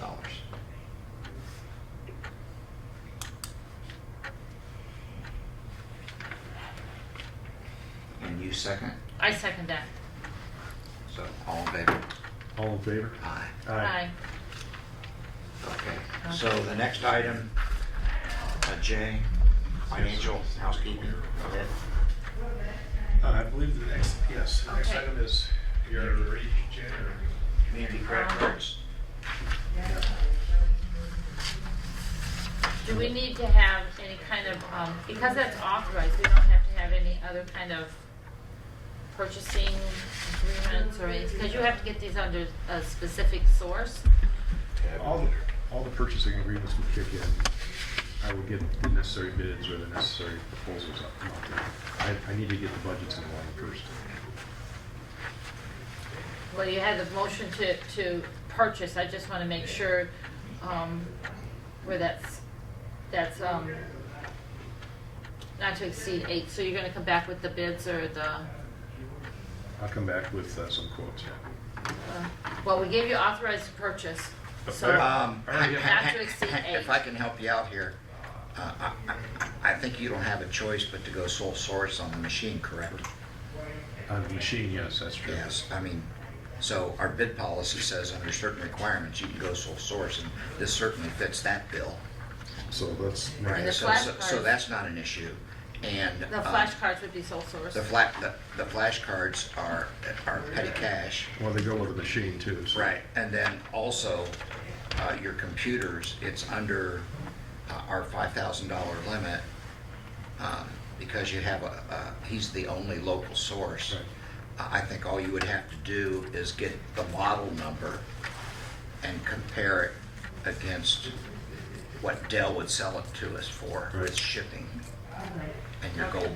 Yep, okay. Okay, just double checking on that. And, you know, you could even go to HP, but you don't need bids, you just need quotes, and it can be from the internet, you just print them out. Yep, I'll do that. So it looks like you already have some kind of estimate here on your tabulators. Yeah, we do. So under financial housekeeping, before we do anything else, do you want to do your election budget adjustments Yes, I do, first? I do. Okay. So do you want to make a motion, or? Yeah, I'd like to make a motion that per the request form, which I just had a minute ago, set it down over here. So your motion is that the budget transfer revision request form for Right. elections be approved? Be approved, yes. I'll second it. Any discussion? All in favor? Hi. Aye. Okay. Are there, while we're on budget adjustments and journal adjustments, are there any other? Yes, Okay. Can we do those next then? yes. So we have, in your packet there, you'll see this sheet here from the DDA and the parks. Here, Bob, look at, I'm just looking for it. Okay. Not too far, back up.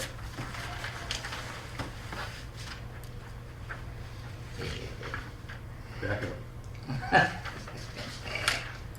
You're talking about a budget Well, he's transfer? looking for that. Vicki, you had a question. Got it. Go ahead. No, Okay. it just, it was All right. general. I can catch it some other time. Okay, can you explain, So what, wait a minute, first you make a motion, then we discuss. Go ahead. Make your motion. I'd like to make a motion that we Approve. approve of this Budget transfer. budget transfer, budget adjustment. It's a combination of budget adjustments and general, journal entry transactions For GDA and parks. for the DDA and parks, correct. Okay, I'll second the motion. So, So what we can you have, describe this for us? so what we have here is, this is in regard to the snow blower that was purchased by Parks, but now the DDA wants to pay for it after the fact. And the DDA says they have minutes that indicate approval to do this. We were with the Parks yesterday, and they created minutes and approval to do this. I saw that. And so this just summarizes the steps I need to go through in order to accomplish their request. We need to add basically a account number, which is not a problem. Then we will take budget from DDA and move it, or decrease their budget, and obviously increase the budget for equipment. So we take the budget out of contingencies into DDA, and we move that amount of money, 700 or So I 7,000. have a problem with all of this. Why didn't the GDA give us minutes? I mean, you know what I'm saying? I know. I mean, this is not the way to do business. Well, we could make this contingent on them providing the minutes. I think we I'm should. gonna look it up, okay? So while he's looking that up, then we would move this, I'm just gonna average it out to 7,000, it's 7,225, but they would take 7,000 out of their contingencies budget in the DDA, we would apply that to the parks, or out of contingencies, it's just a budget adjustment. We move that to their budget for the 977 for equipment. Then once we have those things set up with a budget and with the information, or the account, the general ledger, then Parks will do a journal entry transaction where Parks will decrease their amount of money spent by $72.25, and DDA will increase the amount of expenditures by $72.25. And it's more complicated than what I wrote in the sheet, because we're crossing between cost centers in terms of making the necessary revenue adjustments as well. Okay, so let me summarize what you just said to make sure I understand. The DDA wants to buy the snow blower from Parks for whatever the Parks cost, right? Okay, so Parks bought the snow blower, DDA wants to buy it from them. DDA does not have an equipment GL line, so you have to create that. So you have to take money from their account, from one account, and put their contingency account, and put some money into an equipment account. Correct. Then you take it from that equipment account and you transfer it with a budget transfer to Parks With a journal entry. with a journal entry. Okay, and then once Parks gets it, then that's taken off of.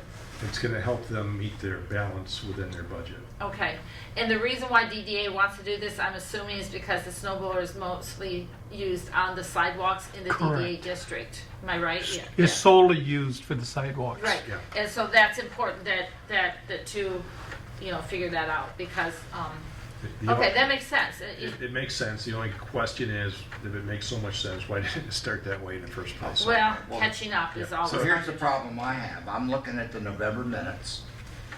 There's nothing in there. September minutes. Oh, September? It took them a while to think of this, figure this thing out. Okay. I don't want to be unfair, but meeting minutes. Well, it makes perfect sense once you break it down. It just makes it complicated. Well, the fact that it's crossing cost centers makes it Whole complicated. departments, Well, yeah. we have to make sure we get the revenue lines balanced out as well, and that's the only thing I've left off Right. here. So you have to enter it before you can take it out, so that's what you're doing.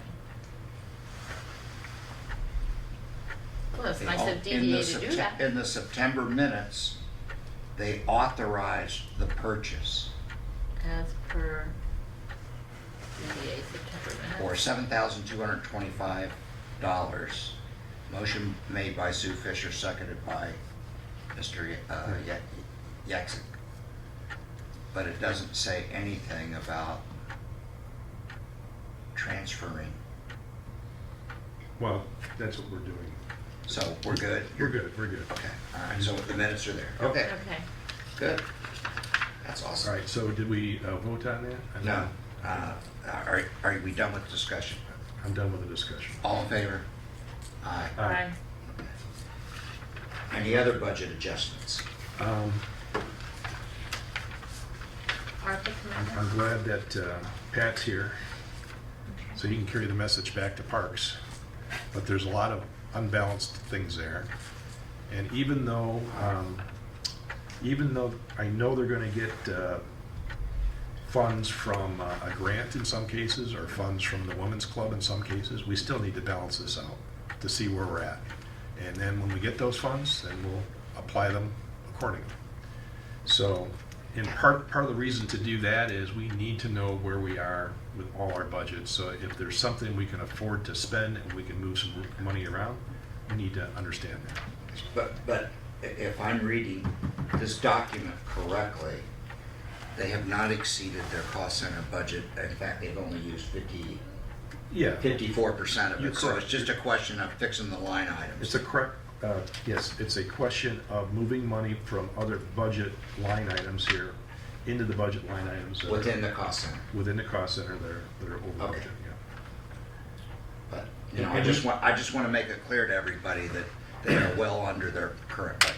And we know that when they get rid of the snow, or when they get the funds transferred over from the snow blower, it will obviously improve one of those line items significantly. So are you asking for any kind of a motion, or are we just good? You're just It's more or less an providing announcement. information? This is- I don't know that we need a motion Okay. to do something that should be done anyways. Okay, Right. all right. So you just So make if it's an not done, then the notation. next time we'll get together, we'll have emotions. Okay, any other budget adjustments? Just one, and this is ARPA. It's not a budget adjustment, but it's budget information, so we're done with adjustments. Okay, So moving on to ARPA, okay, I've provided you with my best understanding of where we are with the funds. I've broken it down by 2021 and 2022, well, the fiscal year 21-22, where I believe we spent about $67,000. And then in 22-23, I believe we spent $40,000, and that's accurate. It's not a question of did we spend that or not. Those are accurate numbers. What I do believe is the fund at the beginning of fiscal year 2022-23 of $239,000 is accurate based on a balance sheet, not based on what's in our expenditures and revenue reports. Okay. For some reason, in terms of how grants are actually tracked. Bottom line, I believe that number's accurate. So we have $198,698 available for purchases. Of that, we've authorized $65,000 at a, I think it was a September or November board meeting. And yet, what this shows is we only know of one expenditure, and that was for the handicap doors of $6,075. I seem to recall, Janet, that Doug announced at one previous meeting that he had done the changing tables. Is there a changing table in the bathrooms? There's one in the men's bathroom, yes. Yeah, that's the one we're trying to talk. Yeah, okay, we're good. All right. So somewhere we paid for those, we just gotta ask. Well, yeah, so Uh, I guess if how can I say this? We need those people that spent the money to come forward and give me the information I need to. Right, he Now, needs I've asked Mike 2 or 3 times, and this is where I'm at. Okay. So I've gotten no information of any substance other than what I have here. All the information I'm summarizing, it came out of the BSNA computer. Do you remember, Janet, when we redid the bathrooms? Wasn't that from ARPA money? It is, it's up there, Bob, it's bathroom fixtures, replaced, whatever. Yeah, so $5,600. maybe they're the ones that provided the changing tables. Who knows? I'm just going by what I was Yeah. told in the. Yeah. We'll have to find out. Doug may know. Doug may know. Well, he may not know how it was billed, but But- we but can he go might. back in Yeah. the invoices and see. Yeah, but he might know. Yeah, Sa- well, save we us- have, Save us some time. yeah, we have a date on that, so we can look that up. Okay. So, basically what it says here, there's building fascia that we have a question mark on. Air handlers, we think is $20,000 from M&M. I know they're in here looking at that, but I don't know that. That was the estimate. I don't know that we've actually committed to it. Steps to the river, replacing those. Changing table for the bathroom, if it's been done, fine, then it doesn't have to be on this list. Something else could be on this list. Okay. Handicap doors are done, and defib equipment. Okay, just for informational purposes, Mike and I talked about this yesterday, because we have to go out with a RFP on this blight thing, Yep. and we talked about the building fascia, and he was trying to get a quote from that one company, and he got frustrated that he wasn't getting the quotes. So because this has already been approved by the board, we're gonna issue an RFP on the website, and he's gonna put it on Builders Exchange, so. Okay, so we're gonna We get don't on have, that. we don't have a price yet for the fascia, All right, but we're working on it. good. Okay. So, again. I'll try to have that out by Monday, Okay, and to just clarify, the steps to the river, the DDA is trying to handle that? No, we are. Are we doing that now? We have to get engineering thing on that. They got that. Okay. Mike told me and Doug told me it's around $6,500. Okay. So in other words, they've already torn out the steps. Now it's putting in wood and concrete. Yeah, they had to be designed by an architect or Yeah. something. So it's about 6,500. So the bottom line is, we've authorized 65,000, it puts us at about $133,698 that we can look at other ARPA-related commitments. Okay. And they're restricted on what we can and cannot Right. do. And if we can put accuracy back into the 65, maybe it's 60, maybe it's something else, and maybe that opens the door for more money to be spent in other areas. So that's the sense of Well, I urgency. think you're gonna find we'll go over 65. We'll only reduce the amount that you can spend. So Yes, I know. that's all I have on ARPA. Okay, Sam, you wanna talk about Sam? Yeah, SAM's is for, again, grant programs. We have one set up with the Tuscarora Township Downtown Development for ADDA. We also, the police department uses one of these, I'm not sure which one, and on sewers, I think you want to use one of these as Yeah. well. The point is that two of these expire in March of 2023. One is available through November 3rd of 2023. Basically, I need to get these renewed, or somebody does, and if I do it, it's about $500 a year to work with somebody to make this happen, unless someone's got the magic touch to communicate. Well, why don't with you the, communicate the problem that you're having with the SAM's thing? Yeah, I've been on the phone probably for Jay? 2 or 3 hours. Yes. When I was on the board, I set up the first one for the township. And as recently as a couple of years ago, I was still getting an email from Sam's as the point of contact for the township. And I forwarded that to Sue, and I think, she took me off at that point. It's not a difficult procedure. You don't need to pay somebody $500. You can just go into the Sam's on the website and you fill in the information. All right, well, I'll give it a shot. It's pretty simple So you can search procedure. Sam's by number, I assume. Mhm. And you would use the same number, and they would just update the You're right, administration. because I know when we renewed last time, Sue did it in about half an hour, maybe. Well, that would be at the most. There's really not much to do, especially if you're just replacing one administrative person with another. It's not a complicated. You have to renew. There's two things that need to happen here. One is replace whoever's, if it's Dawn Right. or Sue as a. And you need to update it. And if And then it's two, we need to obviously extend it out for a year or correct, however if it's long. lapsed for a certain period of time, they may require you to go back in and answer, questions Right. about the township. And it's, that might take a little longer to do that. Well, if I have IDs and passwords, I'll get it done. Right. If I don't, I'll be back for some. I could go back and look at the last email if I still have that. They may still have me in there, I don't know. That would Well- be helpful, at least a starting point. Right. Thank you.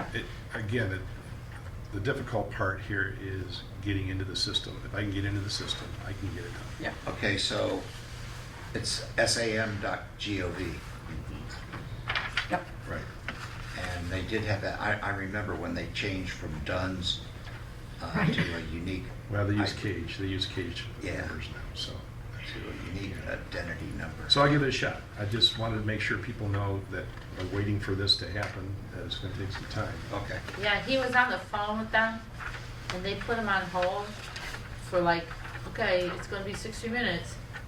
15 minutes later, it's gonna be, now it's gonna be 80 minutes. It's like, I've already been on the phone, why isn't it going down? It just Going gets down. more and more complicated trying to get into this stuff, so.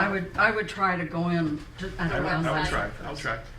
Thank you for that. But it's important that we get these, in the Yeah, end. you can't get a contract without that. Right. Right.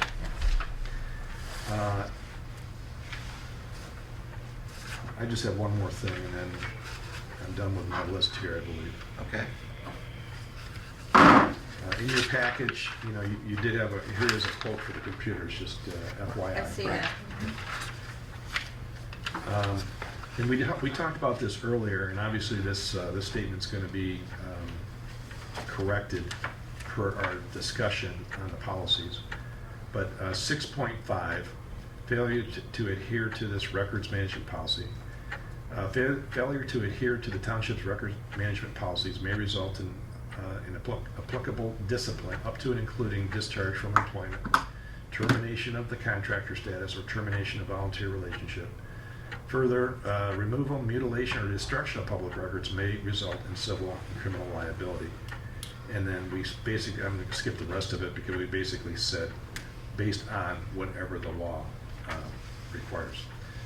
The reason I'm bringing this up is we have had minute books leave the premises of the township offices, and I'm responsible for all those books. All records fall under the responsibility of the clerk. It's partially my responsibility, it's partly my fault that we didn't force the safe where these books were taken care of to be locked, because I did recognize that as a problem. So going forward here, we are going to come up with probably a communication that will go out and simply say it's unacceptable to remove any records from the township property. That would be the offices. If any records need to be reviewed by a citizen or by a volunteer or by whomever, it'll be done within the township Including offices. trustees. Including trustees, yeah. All officials. And the reason for that is simply to make sure we and I retain all records as appropriate Okay. in the condition that they were left to us. Okay. So we'll discuss this some more in number 11, but I want to finish up with number 7. I think we're still looking to talk about. I'm sorry, yeah. Yeah, community credit card application. Is there something you need from us? Well, I think yeah. you need an authorization, maybe. Well, Bobby was going to be the authorizing agent. We can talk about whether we want to make that somebody else or not. It doesn't designate the need for the treasurer. But But don't you need board permission to? no, because we just passed the Credit card. policy. As We part of, got it as part of the 1 through 10 policies, we just passed chapter 4. No, I'm talking about this new application. I think it would be wise if we pass a motion giving you the authority to submit it. It wouldn't hurt, yes. At least- I make a motion that we authorize the clerk to submit a community credit card application. I'll second that. Discussion?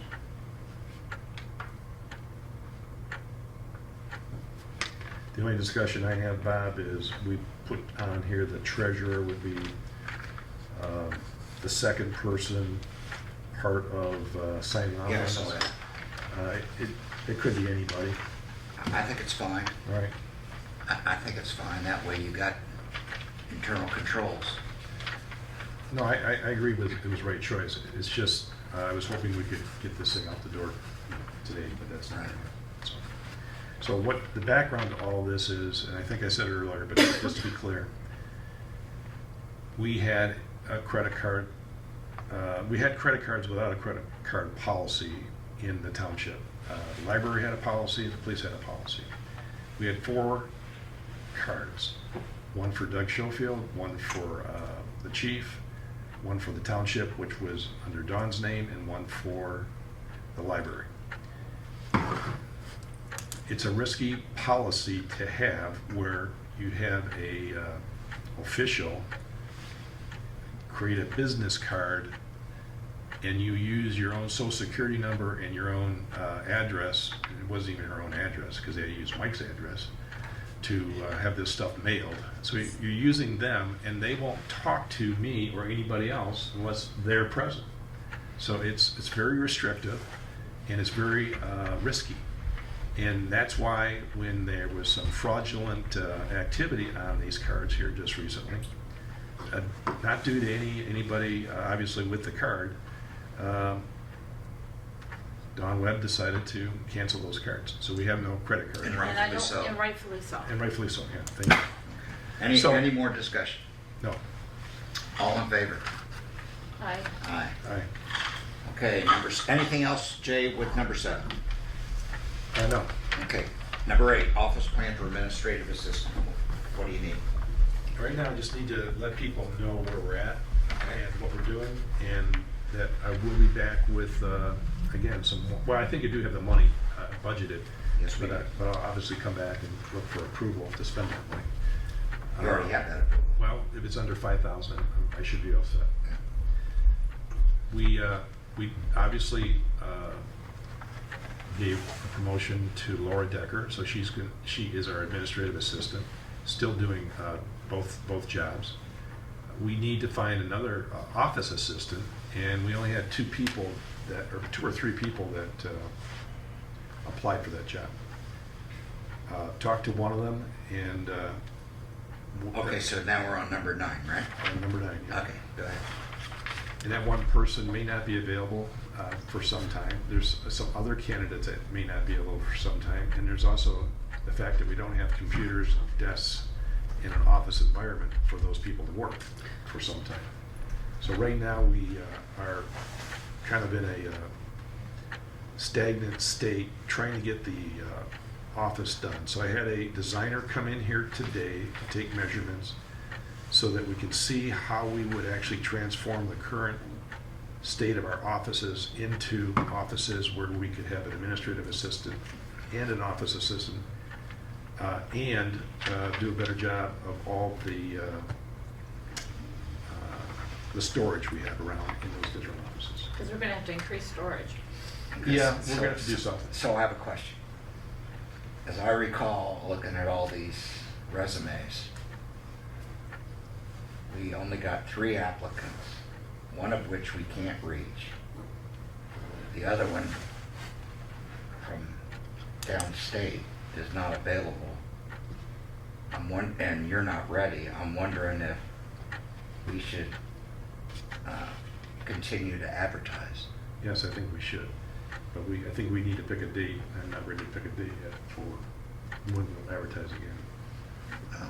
There's some other things I'd like to get done before that. I'd like to know when we're gonna have these offices ready before we start advertising. So basically, you want to wait to advertise for an office assistant again, to get more applicants after we get the offices set up the way we need. After we know when they'll be available. When he has a timeline.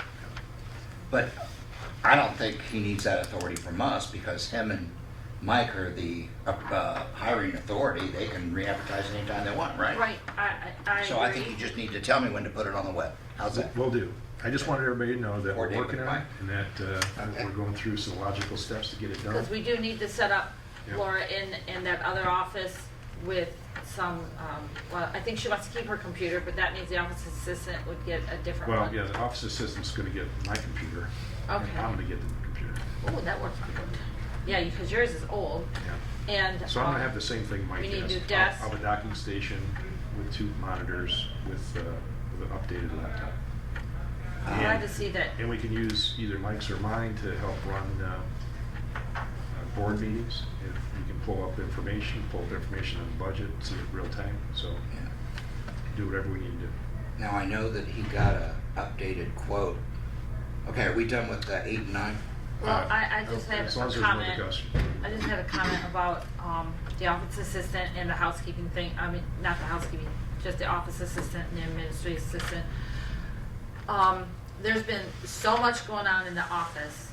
The reason why we needed to have an official office admin. We've always had one. Dawn decided not to take money for it, but she acted as it. Sue did have dual employment there, elected official and employment personnel as office administrator. We've always had that, but it's become, because of all the complications of the new requirements for the township, we're taking on more responsibility with more sewer projects, more blight grants, all these things. We've had to increase personnel, and in the last 6 years, I've only come in twice to help in the office, and that was just minor things. But I have been in here like 3-4 times a week in the last 3 or 4 weeks, getting things done, organized. going through files, because the file cabinets are so jammed, you can't even move a file anymore, so I'm trying to separate, and we're gonna have to get some more file cabinets, things that give us more room to actual work. But I'm just letting you know, I've been coming in and volunteering, I even did, sewer billing, folding, just to get that out in time. We're just backed up as far as, we're doing everybody's work, yeoman's work here, but there's only so much we can do. So just letting you know that is a real reason that we're going for extra people and having extra offices. We're growing, the community's growing, we need to stay up with the community. So are the As well as increase in customer service. yeah, Absolutely. expectations of our community is growing as well. Yes, And they expect the offices to be open 5 days a week. oh, that's really And important. that's one of our objectives, is to make that happen by staggering work hours and giving the people that we hire the flexibility, but at the same time, getting coverage out there for residents that can come in and pay a bill, get a question answered, do whatever they need to do. Okay, let's move on to, Vicki had a Yeah, question. can I? Yes. take a minute? Well, that might be where you'll find that I know it's money out is money out, but that might be where you will find some of the election expenses will be less, because you won't have people coming in to help get out absentee ballots and things like that. Hopefully you'll be able to have enough office Oh, I see what personnel. you're saying, yes. Yeah, to help with that, because that did happen. There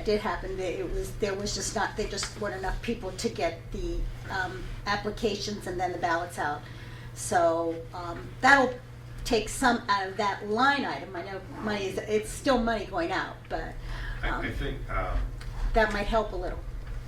That's a good point. by getting ahead of things and having a plan, so one of the things I'll be doing is creating a calendar of deliverables. I mean, when are all these tax statements due? We don't get them out on time sometimes. When are all the other deliverables that go out to Mesa, our insurance company, the retirement plans, et cetera, et cetera. We need a calendar so we get people aligned with when things have to get done. moving right along here, we gotta move along.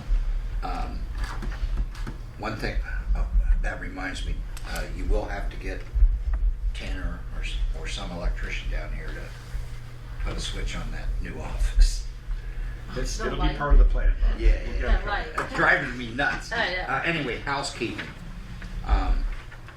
We have talked about security cameras, and the reason I asked for this to be on the agenda is because I know we talked about out here, but was it Bobby or someone that said we need a security camera on the box, on the voter box?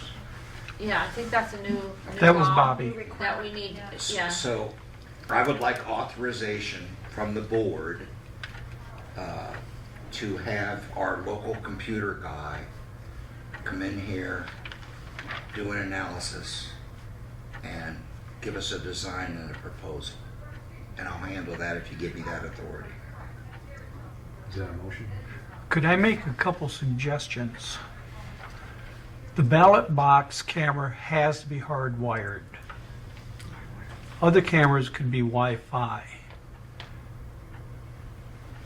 Yeah, got it, no problem. So, Well, we can put it on the building and Yes. hardwire it to the building. Yeah, you have power outside the building, right there close, be a good placement for the ballot box camera. you gonna make Then that you'd motion? also want to consider a parking lot Yeah, camera. I'm gonna second it. No, you're gonna make a motion then.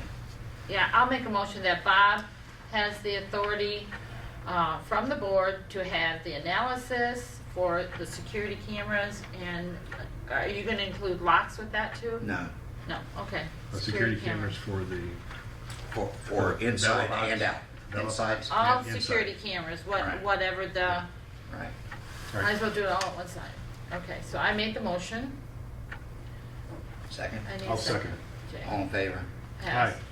Okay, So you're gonna come back to the board with your Yes. report? yes. It's probably not gonna be February. That's all right. Jay, door locks Yeah. and remote door opener that kind of go together. when I Well, the think door we're- locks is we'd like to get the lock free key. And I'd like to use the same company that did the remote door opener. Okay, that would be access. Yeah.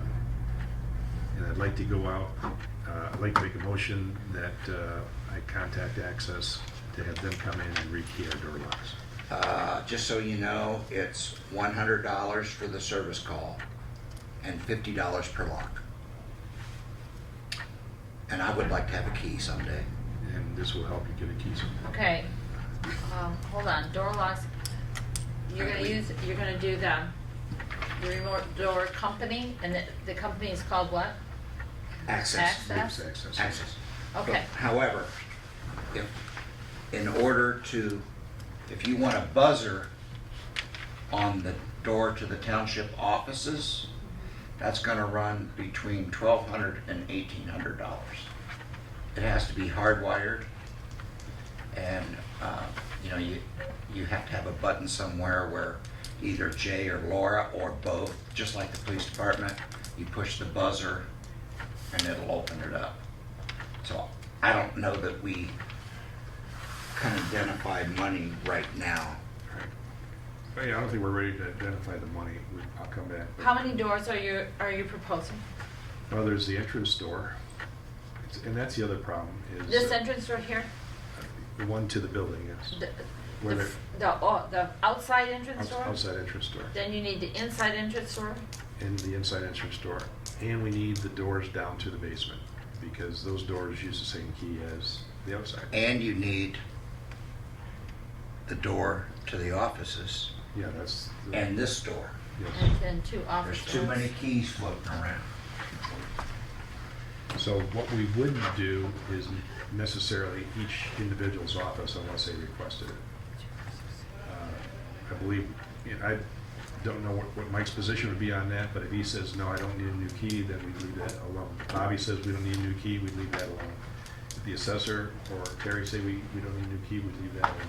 Well, If I say I don't need a new key, we'll leave that alone. So we'll obviously catch every other area that's, So basically, right now, we're talking less than $500 unless someone specifically asked for their door to be rekeyed as well. I don't have a problem with that. Well, they I have, think- but they have their own cost center for that. Okay, So you got two doors here, two doors, you got one door here, 3, you got the record door, 4, and you got the two outer doors. 5, 6. And I would like the outer door, because of the library, is gonna have to be, the two outer doors are gonna have to be different keys than the others.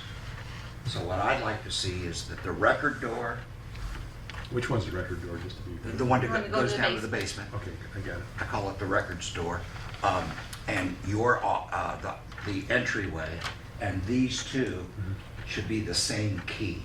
Okay, We don't want a bunch of keys. no.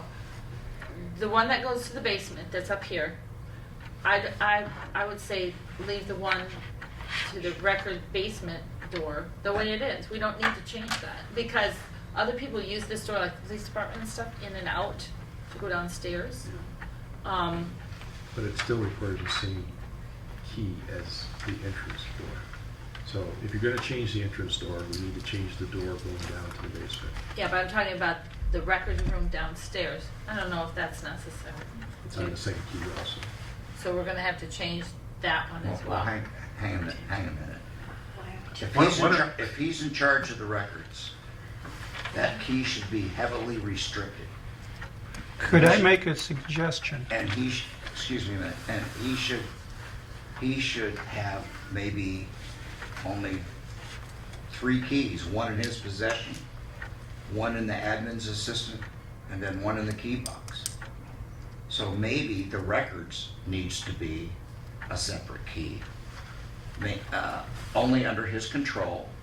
The 2 outside doors need to be a separate key because of the library. And then these 2 doors here and this one would be 1 key.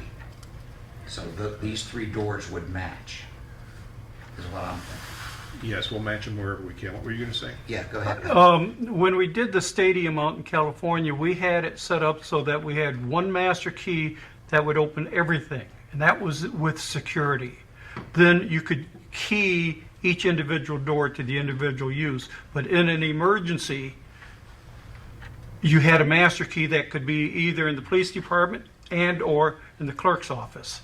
So if someone was in an accident, couldn't be here, they had records you had to get to, you have a way to do it. Let me, can we postpone this discussion until we have further analysis? We can get it down on paper so that we clearly, Why Yeah, don't we just- this would why don't we solve just Bob's authorize you problems to of do a it? bunch of that's keys. fine.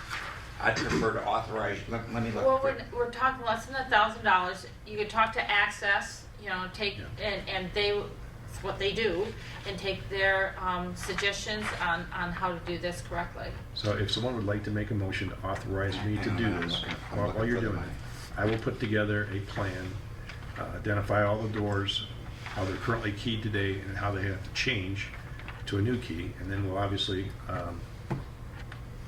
we'll verify that that plan meets everybody's expectations. I don't think it's necessary, I make a motion that we authorize the clerk to rekey the doors as we discussed, and leave him the flexibility To work with Access. to work with Access. That's So- my motion. So the motion is for the clerk, Authorize the clerk to rekey to work with six Access. doors, rekey 6 doors, and work with the contractor on the best solution. That gives him all the flexibility he needs.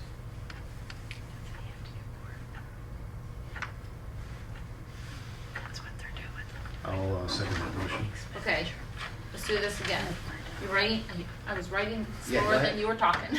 Go ahead. Okay, motion for the clerk to work with Access, right? Motion to authorize Motion to authorize. the Okay. clerk to change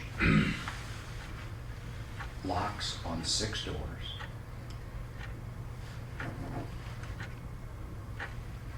Period. That's all we need.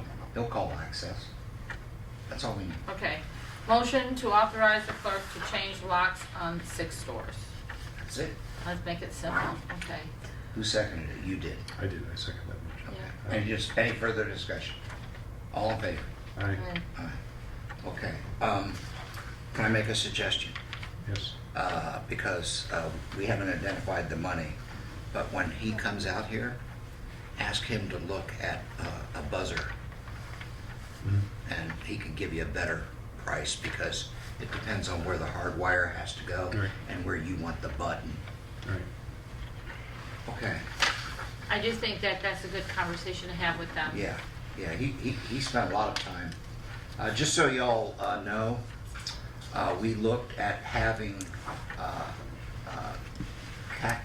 common access cards or key fobs for these locks, so we could have a record of who came and went. But it's cost prohibitive. You're looking at $2,000 to $2,200. The majority, more than half of that, is the installation, because it all has to be hardwired. So that's why we're going to. We haven't The route that rekeyed we're these going. locks in several years. It's time to do it. Anything else under housekeeping? No. Any further comments on number 11, record keeping? No. Okay. Public comment? Okay. Yes, ma'am. One quick comment on the board agenda packet that's online. Everything that was discussed, your ARPA spreadsheet and everything, none of that's included in the packet. So will that be there available? Yes. Okay. Oh, you- We'll add to the packet, is what you're asking. Yeah, there's nothing in the board packet beyond the policy handbooks. Well, there was the Blight elimination blight resolution. elimination grant, but nothing else. Yeah. So you're asking for, Well, I'm just saying, some of the things that were Yeah, too discussed, easy. like you referenced the spreadsheet on the ARPA commitments and some If of you the, could have her none of just- those I'll have it documents scanned, sent to are Bob, and then he'll edit. part of the board I'll take packet. care of it. We'll take care of it. Okay, just Yeah. curious, okay. She'll scan it. May not be till Monday, but she'll scan That's it. what, I'm just, Yeah. I didn't know if you were aware that none of it was on there. Yeah, I was. Yeah, we were trying to get a lot of things done, Okay, so. yeah. Anything else? Yes, sir. I'd like to make a comment on the keys. I'll tell you a short story that happened when I was working. one of our outbuildings, each empire had their own key. And on a Saturday, smoke was reported in the building. The fire department came in and put out the janitor was making popcorn. Well, in the interim, they knocked down $15,000 worth of doors because they couldn't get in them. So just remember, if there's an emergency, those people are ruthless. Well, the police department would have a complete set of our keys, just in case of emergency. But I'd like, maybe we ought to give it to the fire department. That's not a bad idea at all. Thank you. Good suggestion. Like using their access. And I'll- Can I If you ask can't what trust the our last fire name is? chief, who can you trust? Miller? Yeah. Thank you. Any other public The only comment? comment I'll dovetail on all of these is that I absolutely agree that you should change the locks right now and get that handled. But talking strategically and looking at the big picture, I believe you still have ARPA money to spend. I would be fully supportive of doing a comprehensive building audit that integrated access control, cameras, a auditable trail of access. Just, if you're gonna do it, put the time and effort into it, get some solid quotes. It's not gonna be cheap, but I would be completely supportive of spending the money to do it while you have the money available. You know, look at sewer, look at everything else. It's never gonna, the cost is not gonna go down. It's gonna cost you more next year than this year, likely.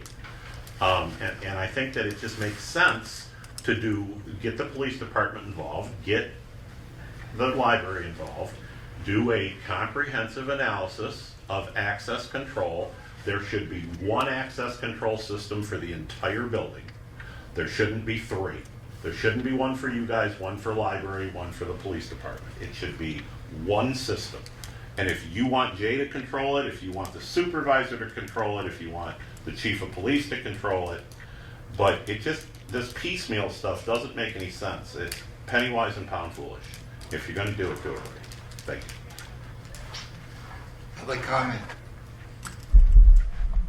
Public comment. Okay, public comment is closed. Board comment. Any board comments? The only comment I have is, we're calling these special meetings because we're trying to get things done. Can you speak up? Pardon me? I didn't hear you. What Oh, did we're you say? calling these special meetings because we're trying to get things done. We have to get ahead of the game in terms of where we were. We have to catch up with where we are, and then we have to get ahead of where we are in order to do many things we want to do for the community. So people wonder why a special meeting, because I probably could go through a lot of different analogies, but we just need to get things behind us so we can move on to the next best thing. And I think yesterday Bob was at the Parks Commission where he talked about wanting to get a strategy for the entire township, a development strategy. And to do that, we need a number of things to happen. We all need to be on one page, but we all need to have these distractions that keep popping up and forcing us to look here and there when we want to be looking downstream. So we'll have additional special meetings as required if there's work to be conducted, to make decisions on the board, by the board, to get at all the corrections to all the issues we have out there, and to set the stage for development going forward. Chair? No. Okay, I'll try to be brief. Thank you for all of you for your patience. In my mind, today is significant, extremely significant. For the first time in the history of this township, we have a comprehensive administrative and policy manual that everyone can learn from, everyone can point to, that is a living document. And this is a major milestone in both the MEDC program and the Township of Excellence program. But more importantly, over the long term, these rules and these policies all give us the rules of the road. And I appreciate everybody working on it. I do want to say, however, that Chapter 4 is going to be difficult for everybody. It's new. We start a budget process in April, not the middle of June. right? Or the 1st of June, or whatever. And it's called zero-based budgeting. And I do have a primer that I can share with department heads and parks. I just wanted to make sure that we pass this first. But I foresee during our budget workshops, basically each department head has to come in here and tell the board by line item, I started at 0, here's what I need for the success of my program. And then the decisions will be made on that basis. The other thing I'm very excited about, for the first time, and we may not get there this year, but we're gonna have a comprehensive capital improvement plan where we're gonna say, the department heads, the boards, and the DDA, the library, whatever, we're gonna have a comprehensive list of projects that need to be done over $15,000. So for the first time, since I started living up here full time in 2015, we are actually going to have a budget that addresses day-to-day operations. But more importantly, we're going to have identified projects ready to go, prioritized. So for example, and I'll use Parks as an example. Parks has this excellent 5-year plan. If you haven't seen it, you need to take a look at it. The draft's still online. It's not finalized yet by NIMCOG, but it's absolutely excellent. So they can take right out of their plan and fill out the form that we're going to provide that's in chapter 4 and submit that at budget time. It may or may not get funded, but we will know their priorities so we can fund them. So the day-to-day operation budget, for example, will be smaller, but everything over $15,000, such as pickleball courts, basketball courts, bathrooms at DeVoe Beach, it'll all be prioritized and ready to go. So I'm very excited about that, and I just want to thank everybody for their participation. Any more comments? Motion to adjourn? A second. All those in favor? Aye. Thanks, folks. Mr. Reed, don't you ever tease me with a short meeting when I'm walking in the